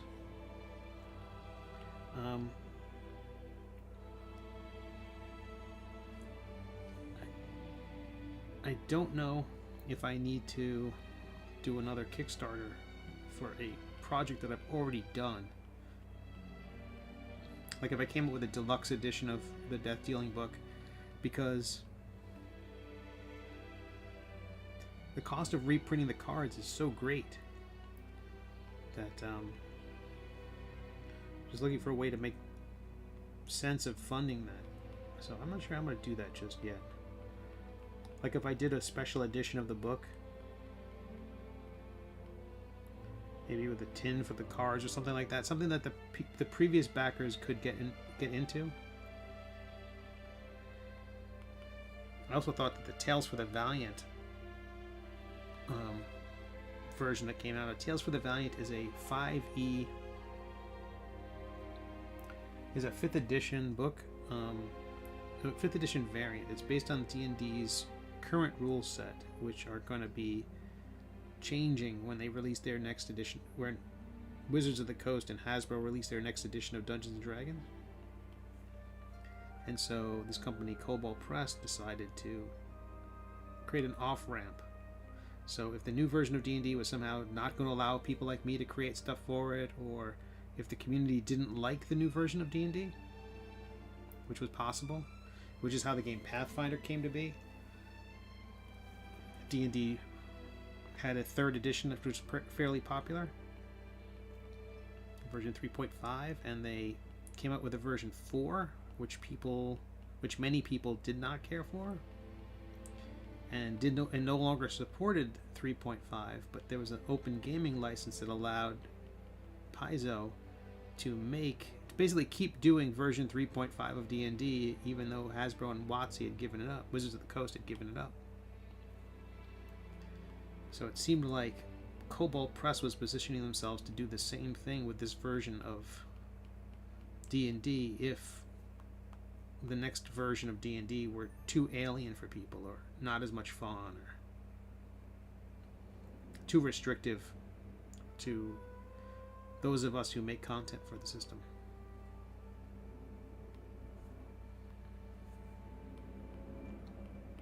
So they recently released their rule set and a conversion guide, and I know someone who was converting their content and said it took them weeks to convert it all. So, but it could be a good idea for me to make Tales of the Valiant versions of all my existing books and then run a Kickstarter for those.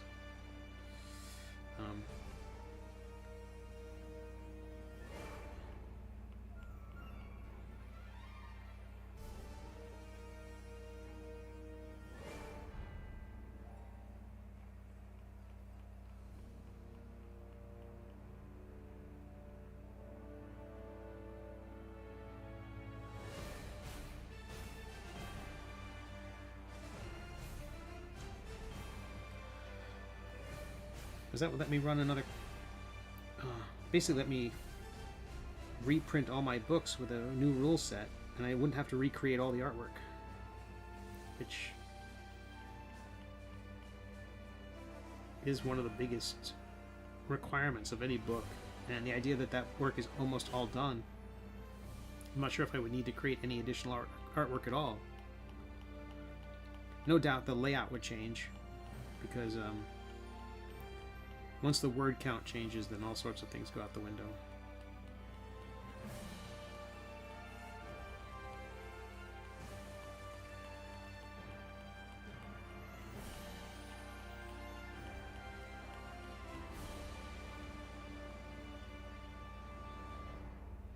But they put out a conversion guide, which I'm going to be reading over the weekend, I think. That's my fun reading.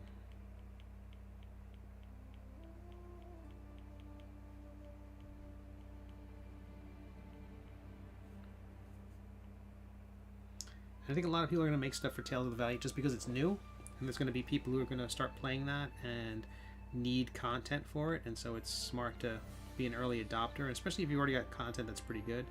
I do think setting up, but I don't think my subclasses are going to be super tough to convert.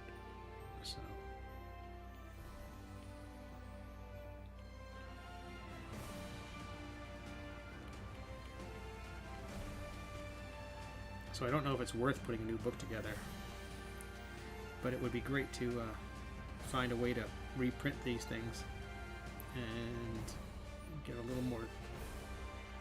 I don't want to get money from my existing audience. I want to find a new audience. Every time you run a Kickstarter, every time I run a Kickstarter, it seems like I'm getting all new people. Some people come back, but like every time, you just other people who never caught you the first time come in. It's really cool.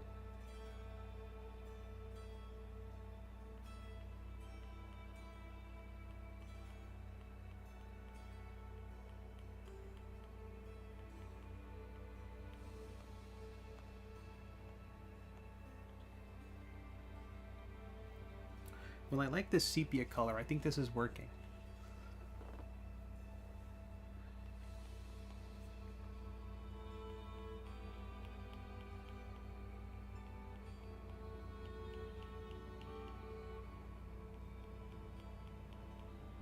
But like I said, so my email went out today, email blast. I'm going to put a summary of it over on my Patreon for free.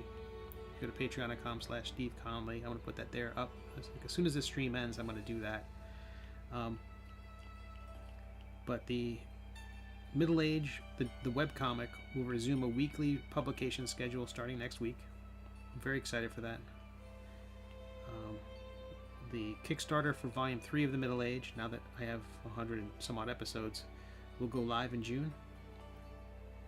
So if you've got the first 2 volumes, and many people do at this point, finally there will be Volume 3. And if you don't have the first 2 volumes, they'll be available as part of the campaign.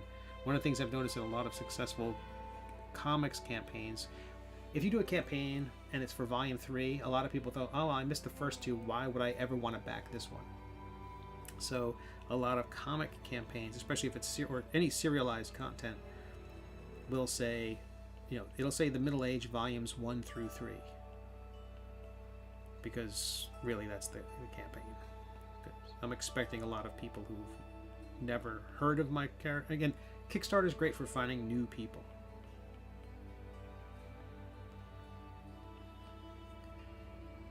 And all the people who have stumbled onto the Middle Age in the time since the last book came out, they'll probably want the first couple of volumes. And originally I thought this was going to be a trilogy, but it will be for the main first story that we've got here will be 4 volumes. I was trying to squeeze the ending into a 3rd volume. That really slowed me down. I thought it would be like Chapter 1 was about 100 pages, Chapter 2 was 100 pages, Chapter 3 was going to be, and the final, which would be the final book in the trilogy, was going to be like 150, 160 pages, and I'm like, that even felt like squeezing too much in. So I was truncating stuff and advancing stuff and forcing a lot of exposition, which makes the individual pages and installments less fun to read when they're exposition heavy. And once I realized, oh no, there'll be a 4th book, it was like such a relief. because now I could tell the story at a expanded pace. Even if the last chapter is only 80 pages instead of the 60, those 20 extra pages will let me land this thing the way I want to. I've known how the story was going to end for 6 years, 7 years. So being able to do that right is going to feel great. I was really nervous about shanking the landing because I was rushing it to try to fit the format. I'm like, no, it should be the size it should be. I shouldn't force it. So once that happened, I was like, oh, I felt so much better, and I could just start having fun with the story again. Because there's a whole sequence where it's supposed to be just Sir Quimp and the sword again, just giving each other grief.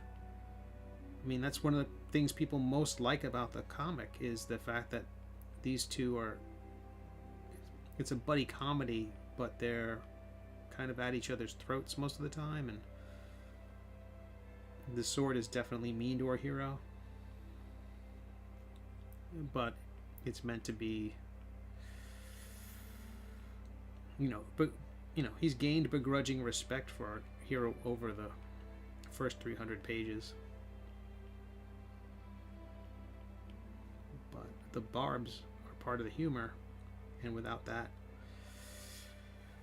so many of those things had to fall by the wayside while I was squeezing in story. Because part of it is, if I get to the end of this and I haven't, and I've left a ton of things unexplained, they'll feel like plot holes.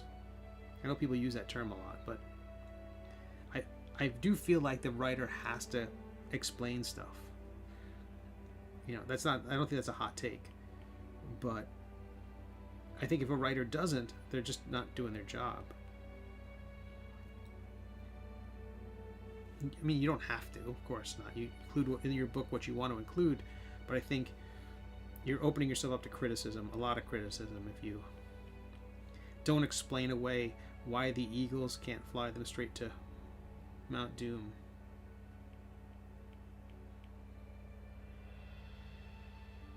So, and if I have enough room, I can include all that in a way that makes it a joke, and I think I did for that specific instance.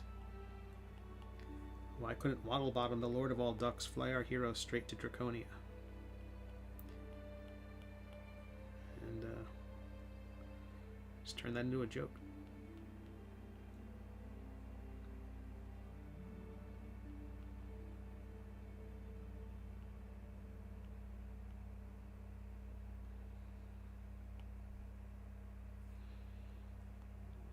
All right, you lovely people. 7 o'clock. I am done. Haven't I done enough? You've been fantastic. I think we made some progress here. More to do. 3 hours of noodling this thing. I'm happy with that sepia tone color. I still have to color the characters, so a little more work on this thing. I'm going to brighten the eyes. Currently, the eyes are a little dark. And I think I'm going to darken the area around the eyes so the eyes really pop out of the darkness. And I'm probably going to shadow the top of the head so it feels like it's coming out of the darkness. Maybe even the tops of the fingers. So hopefully everything is in shadow and this dragon head is just kind of pulling out from the darkness. Maybe a few little highlights in there as well on some of like the arms, like the upper arms. Could always, yeah, see you tomorrow night, Pencil to Pencil. That's over on the YouTubes. If people go to youtube.com/pencil, we usually have interviews. Mike Manley, Jamar Nicholas, and myself. We talk with cartoonists, and we talk the craft of cartooning, and how to stay in business, and how to get better, and how to see your mistakes, and how to fix your mistakes. Tomorrow's specifically about focusing on how you can make yourself better at this. That's a real problem for a lot of cartoonists, every cartoonist. I mean, if you're not getting better, what are you doing? And it's more than just practice. I think Mike has a lot of opinions, a lot of thoughts on this topic, and so does Jamar. So it'll be interesting to hear them. I love hearing those guys talk. They've been at it for a long time, and they're very, very good. Okay, so you're all fantastic. Thank you all for being here. We're just going to sign off. I'm not going to raid anybody else. do great work. I will see everybody on Thursday. Nibblemancy, the campaign ends 10 p.m. Thursday night. I'll be streaming here Thursday afternoon from 4 to 7 p.m. East Coast time, just like we did today. I don't think I'm going to live stream through the evening. I'm probably going to take it easy. Thank you all for being here. Again, you can find me at steveconley.com, at nibblemancy.com for my Kickstarter, and read the webcomic The Middle Age at middleagecomic.com. Thank you all so much. Have a great night.